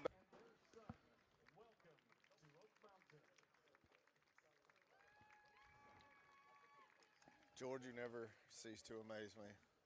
It's not working like it's supposed to, but it's working the way I want it to. So. Well, it's probably just the operator. No, it's more designed. The replay's more designed for like a one thing, and then that's all you do, and then you gotta. It's not necessarily. It's more. It's a anyway. So it's supposed. It doesn't automatically update, so it's a little bit more hands-on. But there you go. I thought that play was worthy of the replay, so I went ahead and busted it out there. Very nice, very nice. So all right, so Lucas gets 90 pitches. There is where he's at, and. So who do you think made that call? You think that I didn't see? Was the third base coach sending them there, or did the runner? Because they ran through the stop sign on the play before. So did the runner run through the stop sign on that? Yeah, I didn't see that. I was kind of watching Clay to see where the ball wound up. If he got a good bounce off the backstop, and looked up and saw him busting around. Didn't check the coach, but I couldn't imagine the coach would send him there. That seems like an absurd move. Especially knowing, too, that you got Clay Spencer back there. Clay's, not many people have tested him, and I would think that you wouldn't, it'd have to be a situation for me where he can't find the ball before you send him because, I mean, it just didn't seem like the risk was worth the reward there. You know me, I'm a risk-reward guy. Yeah, and he had the double steal on, and so the runners were going to get their bases, and you'd have two guys in scoring position, and now you end the inning. I just put yourself in a bad spot. I'll say this. Watching Coach Smith the last 2 years, Coach Smith definitely would have held the runner there, and we'd have runners at second and third right now, and a batter still in the box. So, and you got a pitcher there not feeling good coming off that pitch, right? And I think he's behind in the count at that point after the wild pitch, and it looked like a wild pitch there. But again, I got a pole kind of right in front of me, and it just. Yeah, then you have first base open. Lucas still pitching good, but not the command he had at the beginning. Little devil's advocate for you, George. We're also looking at it from being in a position of being up 3-1 and not down 3-1 late in the game. So, from that standpoint, it might have been a little bit of pressing. There you go. Look at there, John Robert getting ready to go, and there's a walk by Battersby. Nice way to lead off the inning. That's right. After that nice momentum thing. Yeah, I definitely think you might see a switch here. You got JR warming up, and then you also got Jacob Bird, who is warming up, who will most likely be inserted into the game in center field.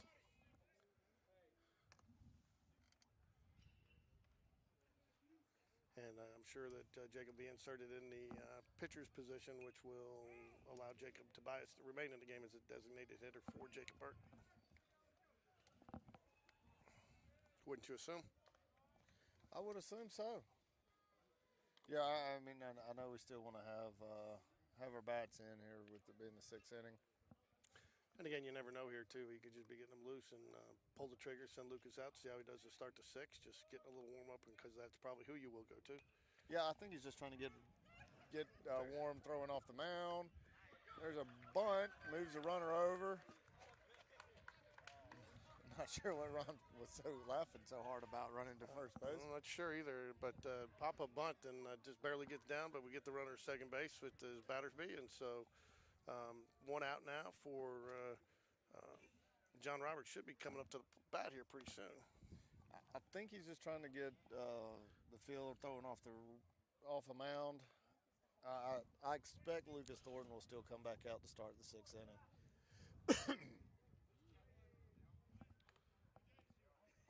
They could also pinch hit for JR. I wouldn't be surprised by that. He's back up throwing now. Yeah, they must be because they are definitely pinch hitting for him because is that Wes? I can't No, see. that is Chappie. Chapman Blevins going to bat here for. Oh, yeah, he'll be batting for JR. And we swipe third base in with no throw. Catcher just dropped the ball.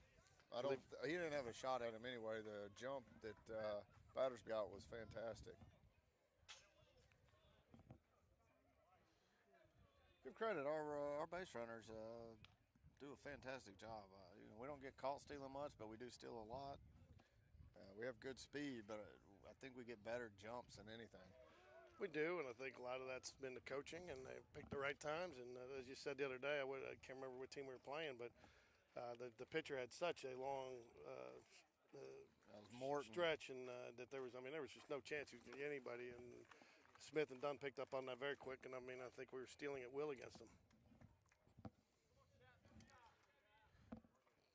Also, I've noticed, I have no idea, I don't know much about Heiberger, but I feel like he and Riley Quick have the same pitching coach. They have the same awkward delivery where, watch his front leg comes up and it never goes back. See how he keeps his legs spread and Quick does that as well. And then it's like the only two pitchers I've seen that do that.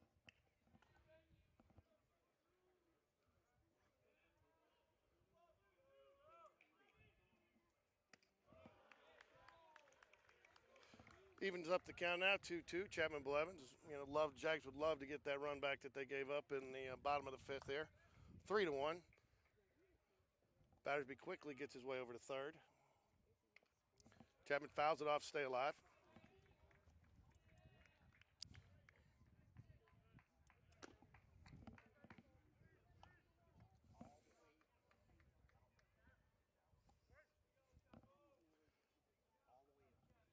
Again, I'm still really. Fastball gets fouled off. Really, really, really puzzled, Ricky, that they're going for home on that. I mean, I'm not going to complain by any stretch of the imagination, but going for home on that. I know the runners were moving, and again, but that's a long way to go, short way. You got a catcher that's been proven, that's been around for a while, Clay Spencer, that most people. There's a strikeout. Throw down to first base on the drop, third strike, and Chapman Blevins is out at first. Now 2 away, and Aiden Burke is up to bat. Tough there, but and again, you don't want to get too far off, but with James Battersby there at third, maybe dance around a little bit more, make that catcher think a bit. You might come down there, you might help Chappie out a little bit, but again, you can't get too far off. You don't want to get him to turn the throw. You can get you out at third, but all right, now 2 outs, 3-1 Jaguars. Fastball misses up. I think Aiden Burke is due. Yeah,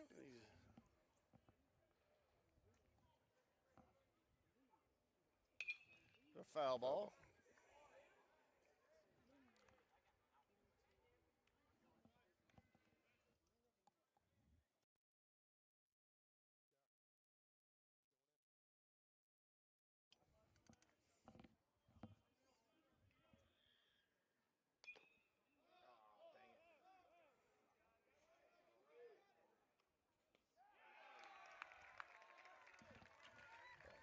Well, And the that'll end. catcher, Kimbrell, makes a nice catch on the pop-up by Burke, and that ends the inning, and Strand's Battersby at third base. And now we head to the bottom of the sixth inning. And J.R. Thompson, I believe, is now taking the mound. He is for the Spain Park Jaguars.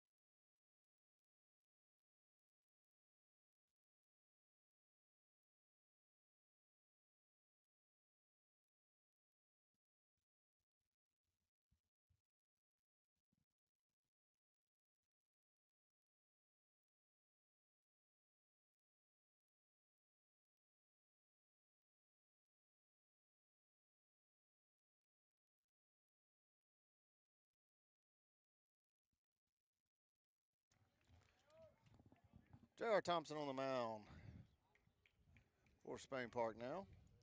Kimbrell's up to bat for Oak Mountain.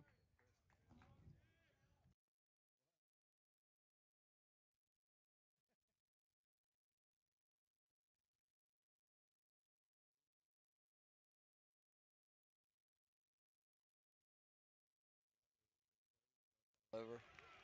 There's a base hit out into center field. Jacob Bird, the new center fielder, as JR went to the mound. So a leadoff single for Kimbrell.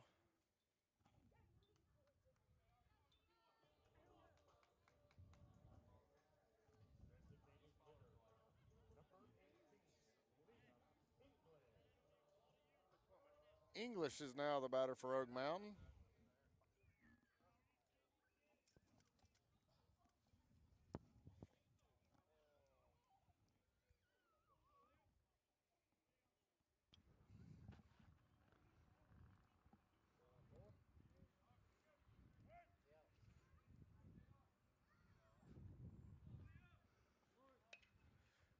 There's a bunt that goes foul. Almost a perfect bunt there, though. It almost. So let's close the book on Lucas.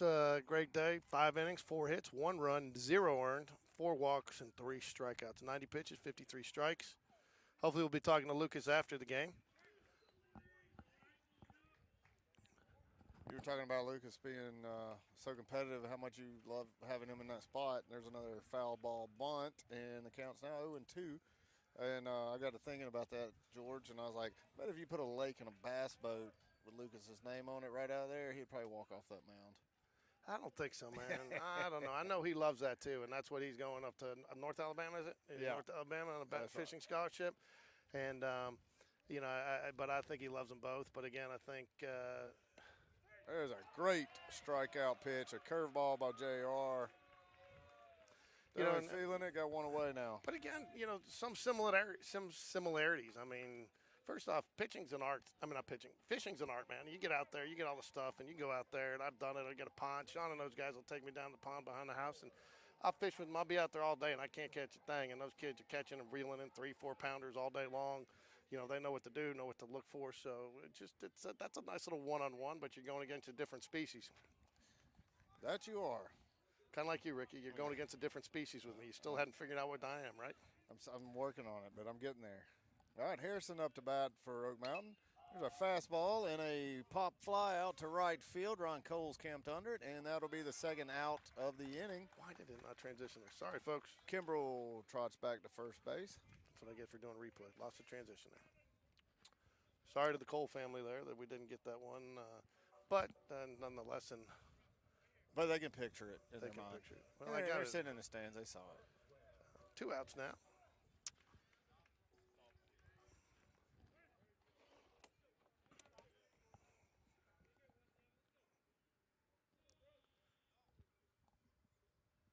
De La Vega is up to bat.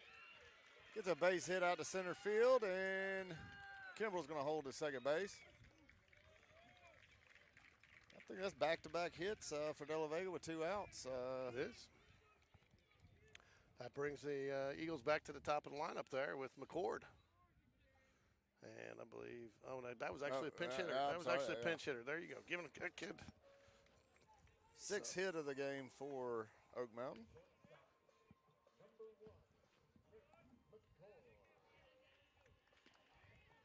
Nick McCord is the leadoff batter and shortstop for Oak Mountain. He's 1 for 3 today.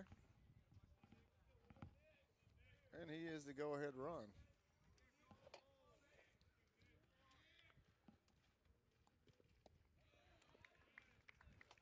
Tell you what, Ron has that curveball breaking hard.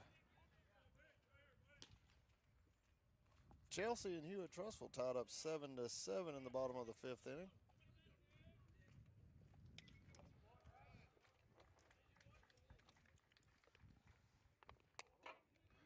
One ball, one strike. Nick McCord, the batter, 1 for 3 on the day. First hit coming in the first inning. First at bat, line drive up to the center. Has not done anything to the plate since. The Eagles would like to see. Ooh. 2 balls, 1 strike. And runners on, first and second. 2 outs. Coaches from the Spain Park dugout challenging the players. Who wants the baseball? Who wants to get this out? I do. Me, George, I want it. He's tightened up that low strike just a little bit. I still think that's probably a little low, but he hasn't been as quick to, the umpire doesn't seem to have been quick to call it.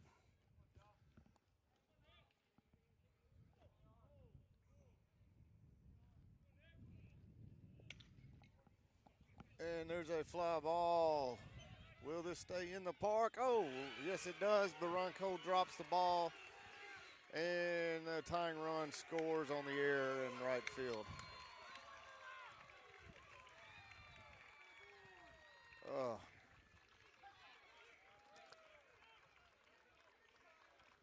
That will tie the ball game up 3-3.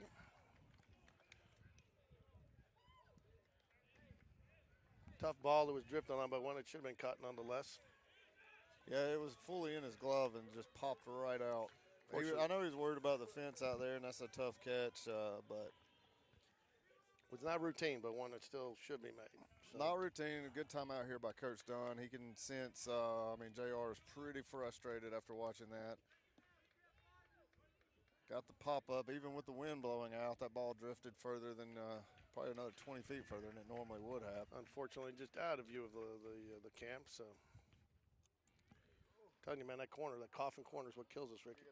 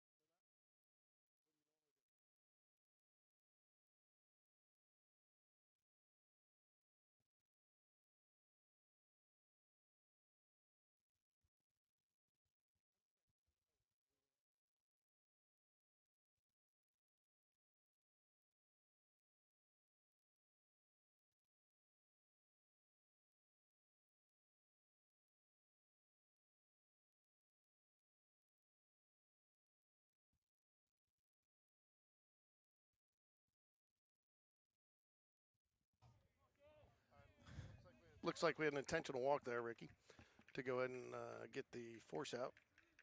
That's all I can imagine that happened there. JR misses inside, 1-0 now.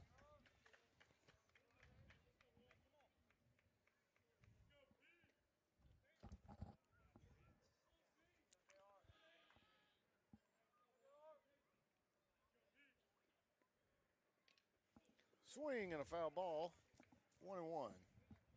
The count to Parkinson. Parkinson, 3-hole hitter, 0 for 2 today. There's a walk and a strikeout.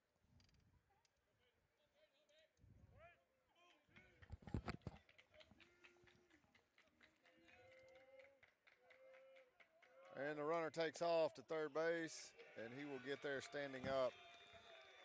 He got that one on JR. JR was in mid windup, and he was already gone. Yeah, because otherwise you probably would have them both going there. And so that was clearly something, a read from the runner on second base, McCord there. So, again, though. McCord's a good ball player, but I'll tell you what, there's a big difference here in the way these two teams operate. And there's a pop foul out of play. Am I in jeopardy? No.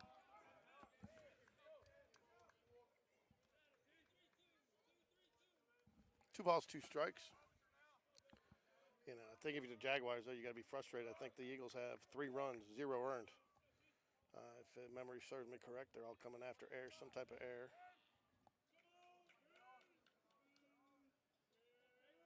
0 earned. Kind of like that game Thompson, a no-hitter, but give up 1 run because of what? And that'll end the inning on a curveball called strike 3. But not until Oak Mountain with the pop up to right field, and the error scores 2 runs and ties it up 3-3 going to the 7th inning.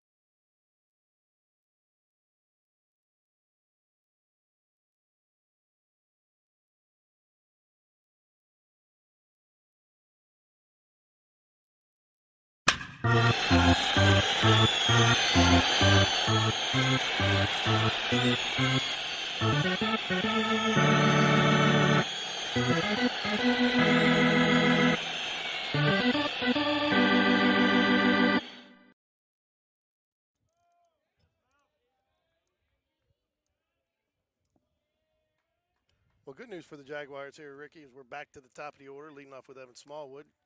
Oak Mountain brings in a relief pitcher, Kevin Jasinski, who has been in the game at a position player.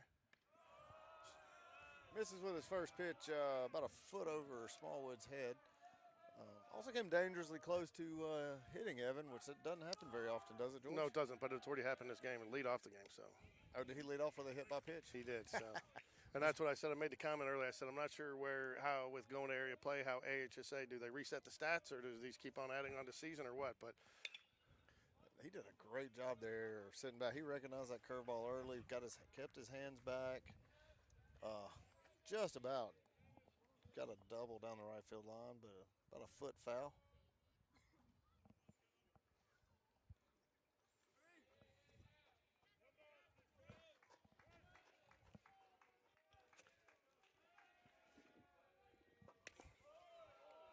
There's a ball high.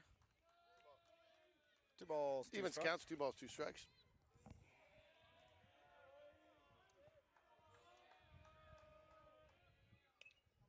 A foul ball on the 2-2. Get it back here for Smallwood.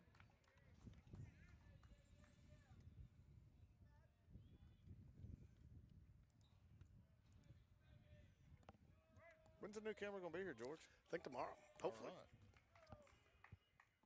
Oh, he sat back on that one again, too. He called over the warehouse, and I'm going to get him mail today after we did it. I mean, he was pretty excited, and I want to send him some of the clips that we mentioned today. Like I said, really good guy. Spent a lot of time working with me. Started talking got into a language that I didn't understand. I told him I'm still learning those things. But that's when he offered the. There's a hard hit ball. This might be out of here, George. Nope. That's going to be an out in deep left field at the warning track. So I created bat for Evan Smallwood there. Got a hold of that one. So.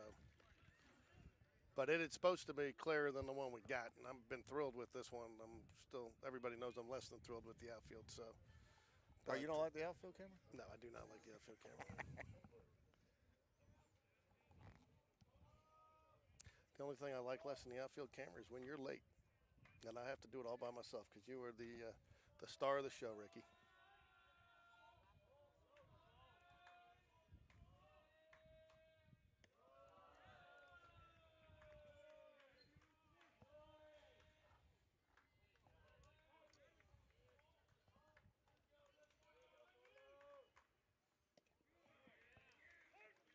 Late strike call there, but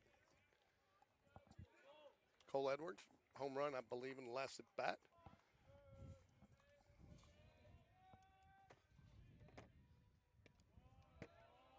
Two balls, 1 strike.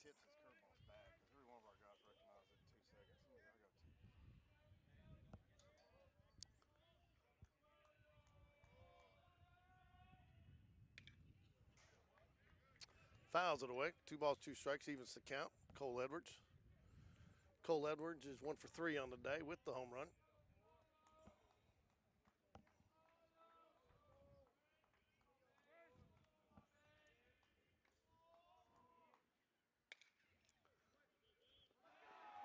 That's going to be an error on the third baseman. Cole Edwards reaches on the air, which is, we'll take it any way we can get it right now. Jacob Tobias, who has been hot at the plate as of late, steps to the plate. And with Cole Edwards now at first base, 1 out. Jacob Tobias 1 for 3 on the day.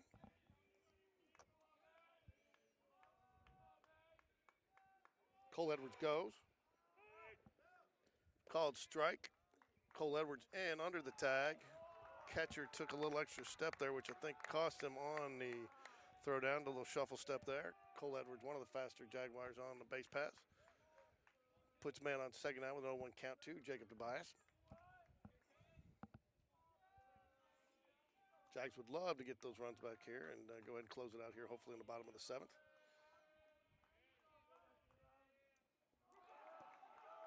Okay, 59-foot fastball there, it looked like, which bounce gets away from the catcher wild pitch, and now Cole Edwards at third base with 1 out. 1 ball, 1 strike to Jacob Tobias.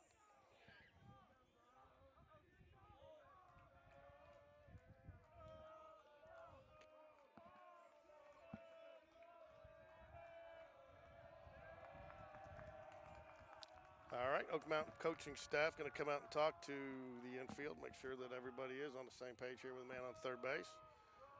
So Jaguars would love to see another wild pitch here, get the run any way that they can. It's also huge getting Cole Edwards over to third base because fly ball to the outfield, sacrifice fly, just opens up many more options on how the Jaguars can get this go-ahead run to the plate, across the plate. So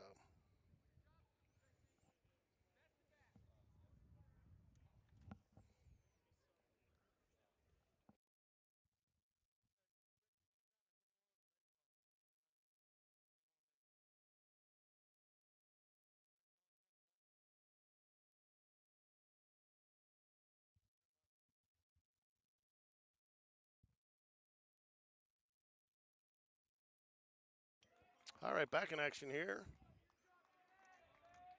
Jasinski gets the sign. Still getting the sign. Comes set.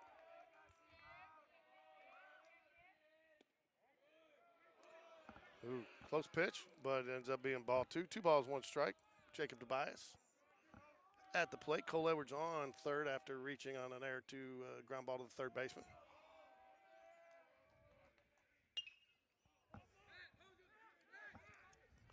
And it's going to be trouble. Oh, that and drops. It falls. And that's going to score a run. And Spain Park takes the lead back 4-3 now.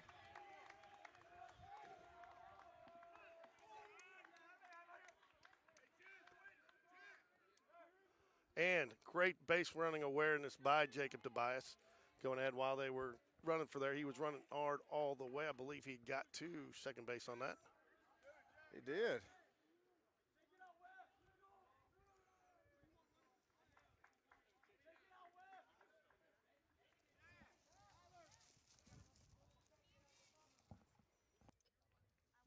Oh, okay. You won that.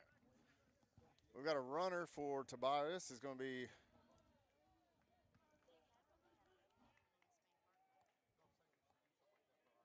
Jack Hendricks going to run for Jacob Tobias at second base. So 4-3 now, Spain Park. 1 out, but again, great base running awareness by Jacob Tobias. We've talked about it a couple of times. I mean, I think that just again goes back to this coaching staff making. You saw Jack Kendrick do it. We saw Cole Edwards do it against Thompson. We saw somebody do it again this weekend. It might have been Jack Kendrick again, but I mean, just those little things making a difference. Just like you being on time, Ricky. Just like me being on time.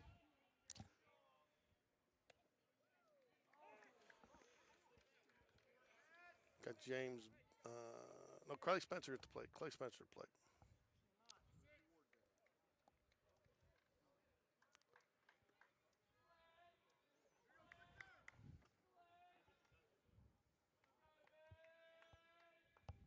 One ball, 1 strike.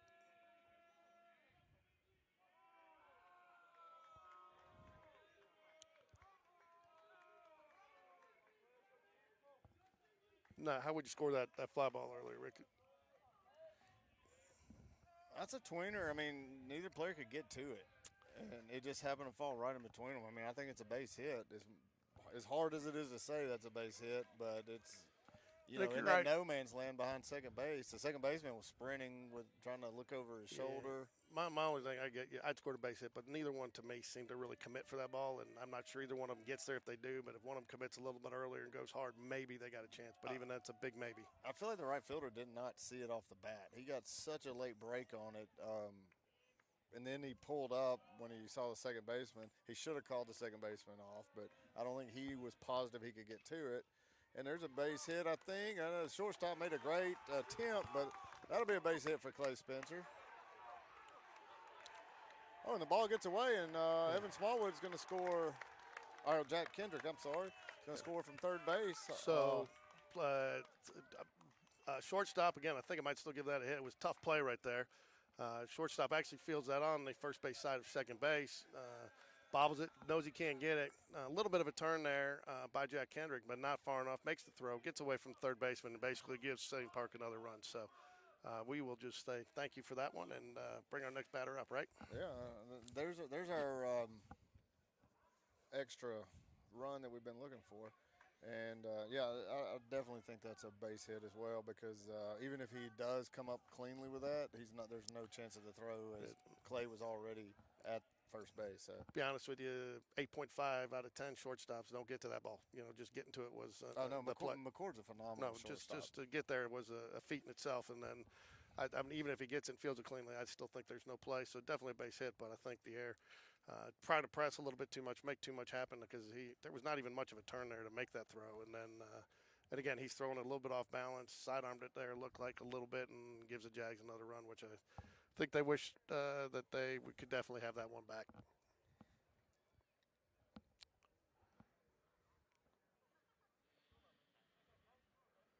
So 29 in to run, I believe that's is that Tyler Walker or? Yes, Tyler Walker. Okay, Tyler Walker, because that's right, because Jacob Bird is in at center field now for for John Robert Thompson, who came in to pitch. So as of right now, Lucas Thornton will get the no decision. Correct? That is correct. I'm sorry, I was trying to get a feel for this meeting on the mound out here as the catcher seems to be losing it. I don't know who he would be losing with, but it looks like... I think he was pretty mad about this play on right field. He was pointing to right field and yelling something on the mound, so I was just trying to figure out. Look, there's...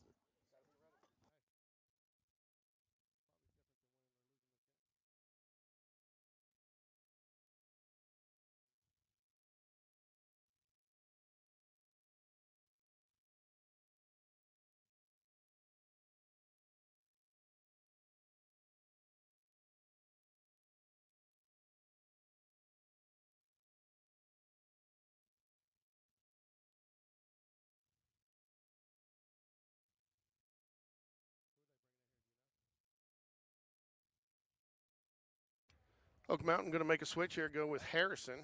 There was definitely some displeasure displayed from the Oak Mountain players as they gathered on the mound out there. I think a little frustrated with a couple of those errors. But the Jaguars pick up 2 so far here in the 5th.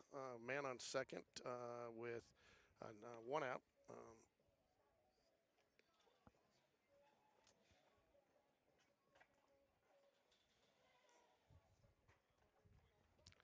In the top of the 7th here.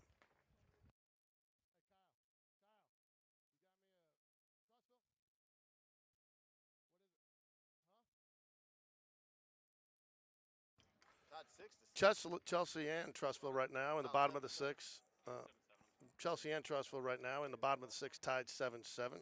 The other area matchup going on in Is it at Chelsea? 7A. I believe we're area 6. Oh, if Chelsea could win at Trussville, that'd be amazing.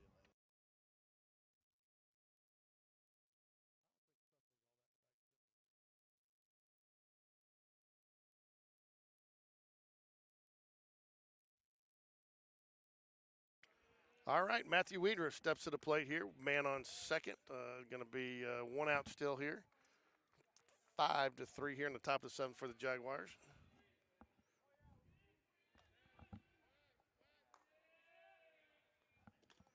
There's about a 52-foot curveball.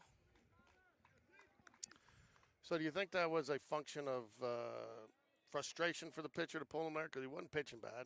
Do you think it was more saving for later down the road after that happens, or do you feel like maybe they felt like he kind of lost it mentally just with some of the things that happened and they need to get somebody else in there? Yeah, I think so. He seemed visibly upset, and I think they were just, and that's a good move. Mm-hmm.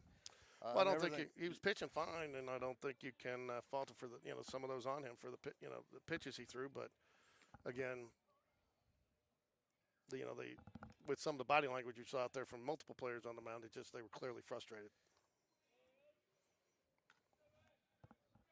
Good move here to bring the lefty in to face Weidra. There's another slow curveball that doesn't quite make it.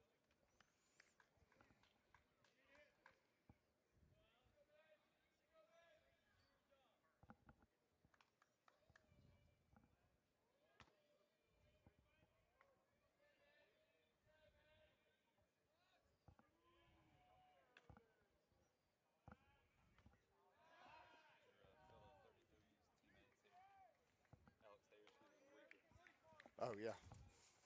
Hey.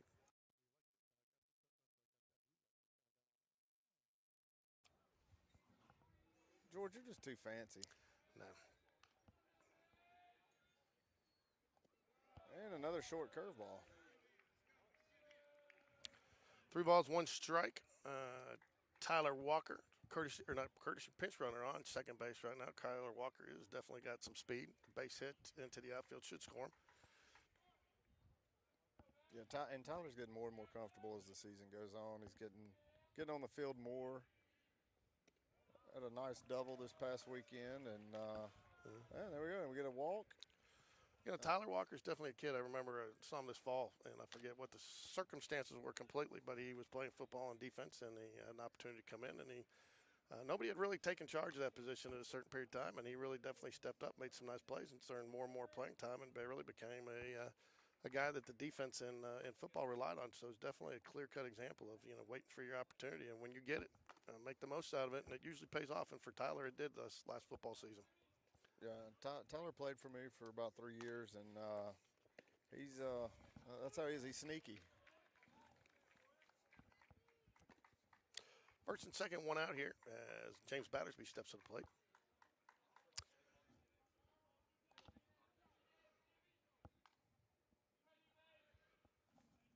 Only one out, by the way. Curveball misses off the plate.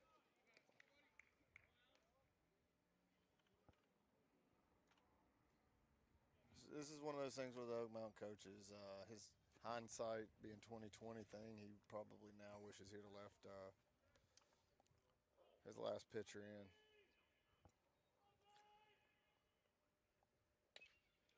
There's a ground ball to third base. He's going to step on third and misses the throw to first base. Be an E5 throwing error. He did, however, get the out at third before making that throw. Stepped on third for the force. We advanced 2 runners to second and third base. So all in all, it's like a 1-out sack. So 2 outs now with Ryan Cole coming to the plate. So Ryan Cole would love the opportunity to put one in play here, get those 2 runs back. Just give Spain Park just a little bit more breathing room as they head into the bottom of the 7th.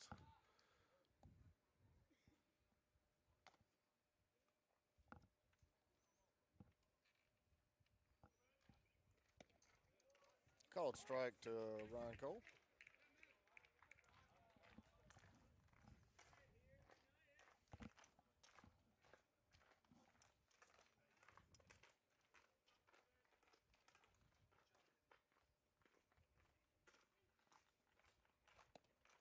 Another called strike, 0-2.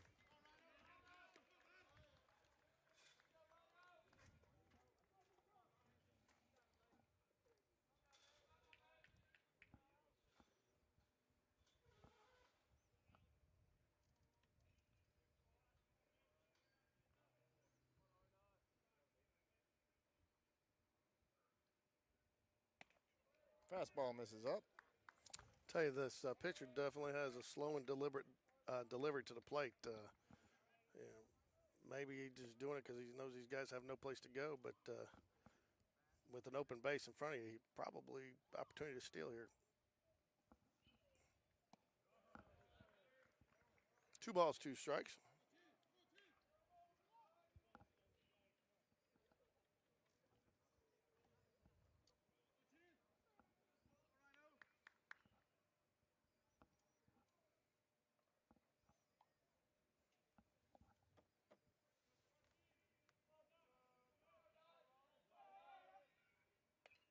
Fouls it away.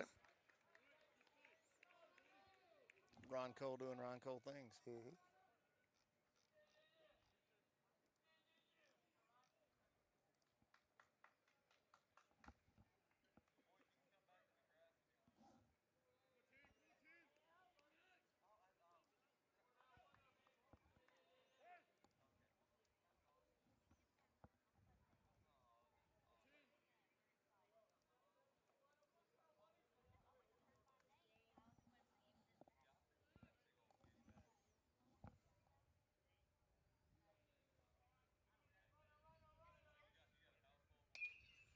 And a high popped fly down the right field line, and the right fielder makes the play. That'll be the 3rd out of the inning. And now we go to the bottom of the 4th. Spain Park up 5-3 over the Oak Mountain Eagles.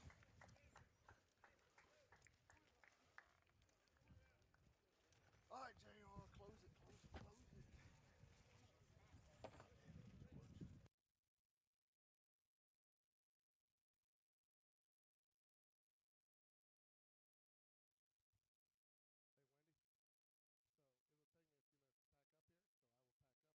Yeah, if you'll drive the car back here, I'm going to put in any of it in the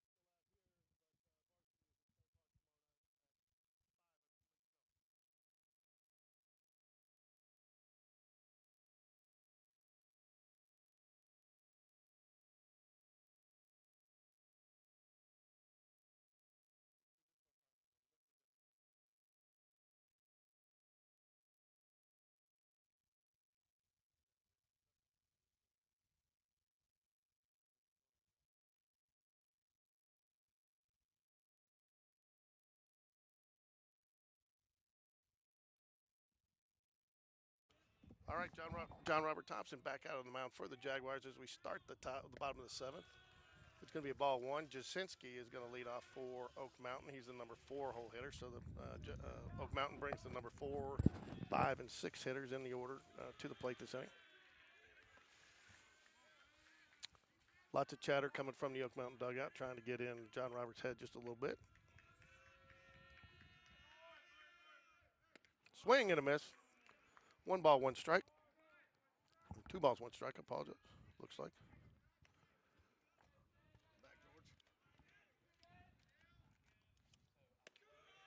Fastball misses up. 3 balls, 1 strike.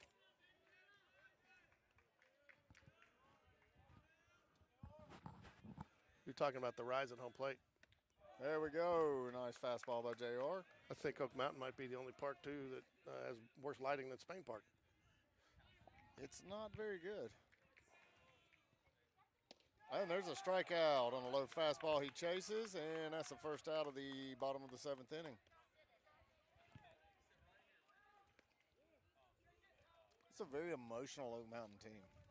It is. I mean, look, it's been going on in all sports this year since they've switched over to our area, or we switched over to theirs, however you want to look at it. And all sports have almost kind of like taken the Vestavia, the rivalry between Spain Park and Vestavia had grown pretty strong, and now then you take this one, and Oak Mountain has just jumped right in there and is almost. I guess because we're so close to each other. There's a fly ball out to right field. Ron Cole is parked under it, and that's the second out of the inning. Unfortunately, still can't get that little area over out there. We tried, but right field's killing me. I got to do something with right field. Yeah, why don't you have a camera showing right field, George? I will. Don't get me started. This is a pain point for me. So 2 outs quickly. John Robert Thompson with an opportunity to close it out here. Kimbrell up for Oak Mountain. And there's a fly ball to center field, or to right field, and Cole is under it, and that'll do it. And the Spain Park Jaguars are now 1-0 in the area.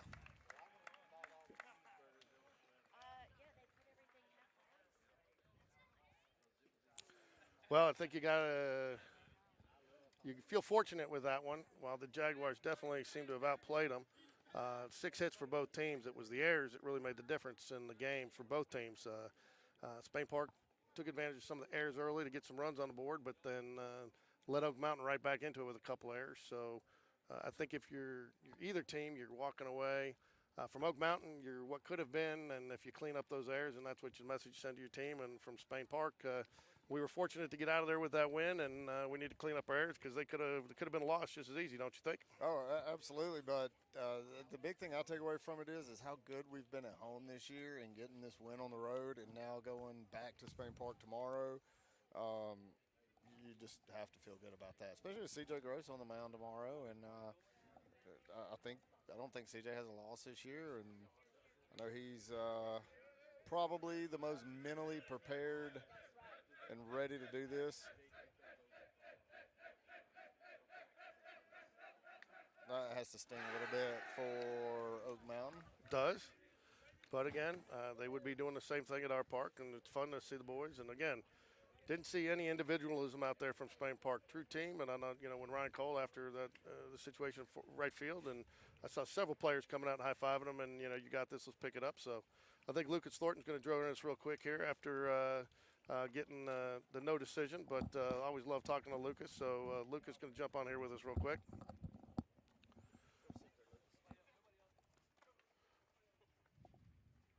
Well, Lucas, how's it feel to get a win right out of the gate in area play? It's big, it gives us some momentum for the rest of the area play. They're a good team. They battled back. They're in the 6th. They did. But again, I think if you look from both teams, you guys took advantage of some errors early to put some runs on the board, and they took advantage of some errors late to get back into it. And I think both of you guys can walk away and say, not our cleanest game, but you guys feel fortunate you got the win, and you got the win not playing your best. And so, how does that feel? Feels great, and then we get them back tomorrow, so it gives us a chance to play a lot cleaner and really show them, Personally for me, that's, I like the playing back-to-back. You play a game, you get a win, you're right back on the field the next day. You don't have another day to think about it. Some guys like the rest. Where do you fall in there?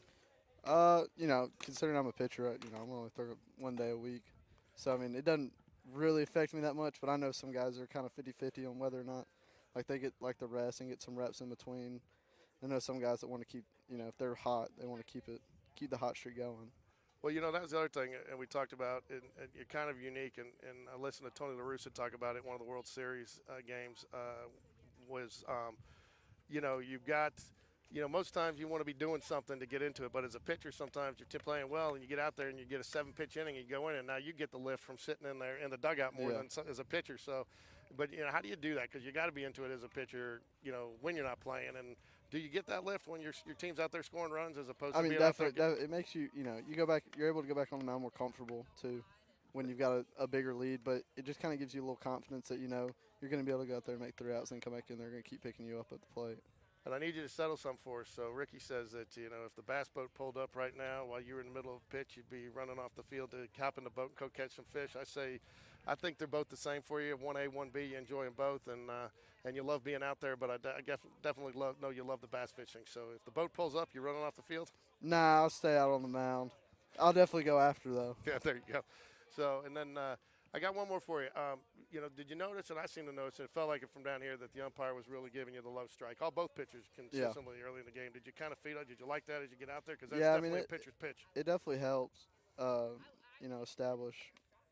establish a zone for me at least. But, sometimes he'd give me one, sometimes he wouldn't. Just kind of, it made it tough sometimes. But being able to locate a low fastball really helped. Well, Lucas, you were huge, and tonight I know you get the no decision, Yeah. but no, for you that doesn't matter because Spain Park gets the win, but you did do a lot to set that tone early to put the Jaguars, and it is so huge to get that first win on the road in area play. So congratulations to you and the Jaguars. You got anything else you want to say? That's it. All right, Coach Jags, we look forward to seeing you tomorrow night. Thank you.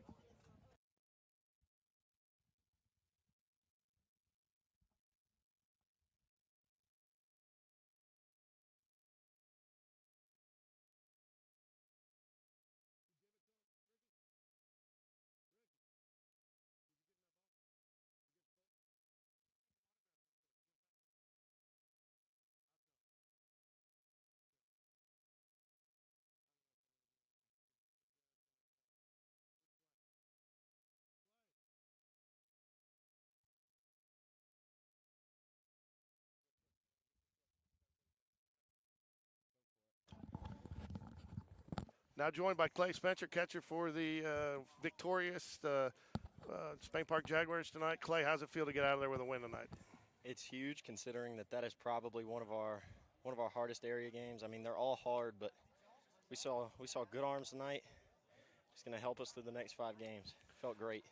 So you're catching, so you're seeing a lot from the umpire. I mean, we talked to Lucas a little bit. Umpire was very consistent and loved giving that low strike tonight, which I think is obviously pitcher's pitch. So did you pick up on that early on, and did that affected all of the pitches you were calling and Coach Dunn and the way you were setting up?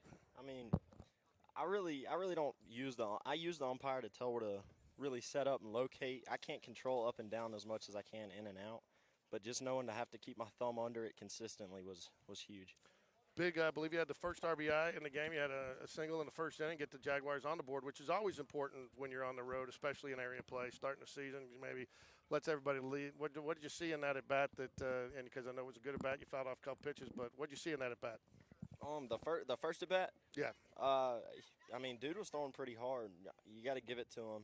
I just had to keep the approach, staying middle away. I kind of got in on my hands a little bit, but with that approach, you do good things reward you. It's just how baseball works. Well, you've been doing good things all year, and again, you're well known in the area. Not many guys have tried on you. You got a great arm to second. Were you a little surprised to see him on that wild pitch try to get from second to home on that? I mean, I think in that situation you have to. You've got to try to push to the plate, especially in an area every run counts. I kind of got caught up in the gravel. My left knee stuck on the ground, and I kind of flipped over. Loogie was great getting to the plate, getting the tag on, but it did kind of shock me that he kept moving. Well, looks like the bus is getting out of here, so we'll try to catch you a little bit more next time. But I want to congratulate on a great area win right out of the gate. Thank you. And I know you guys got them tomorrow night, so let's try to get another victory at home and start Absolutely. off 2-0 in area. Go Jags. Go Jags.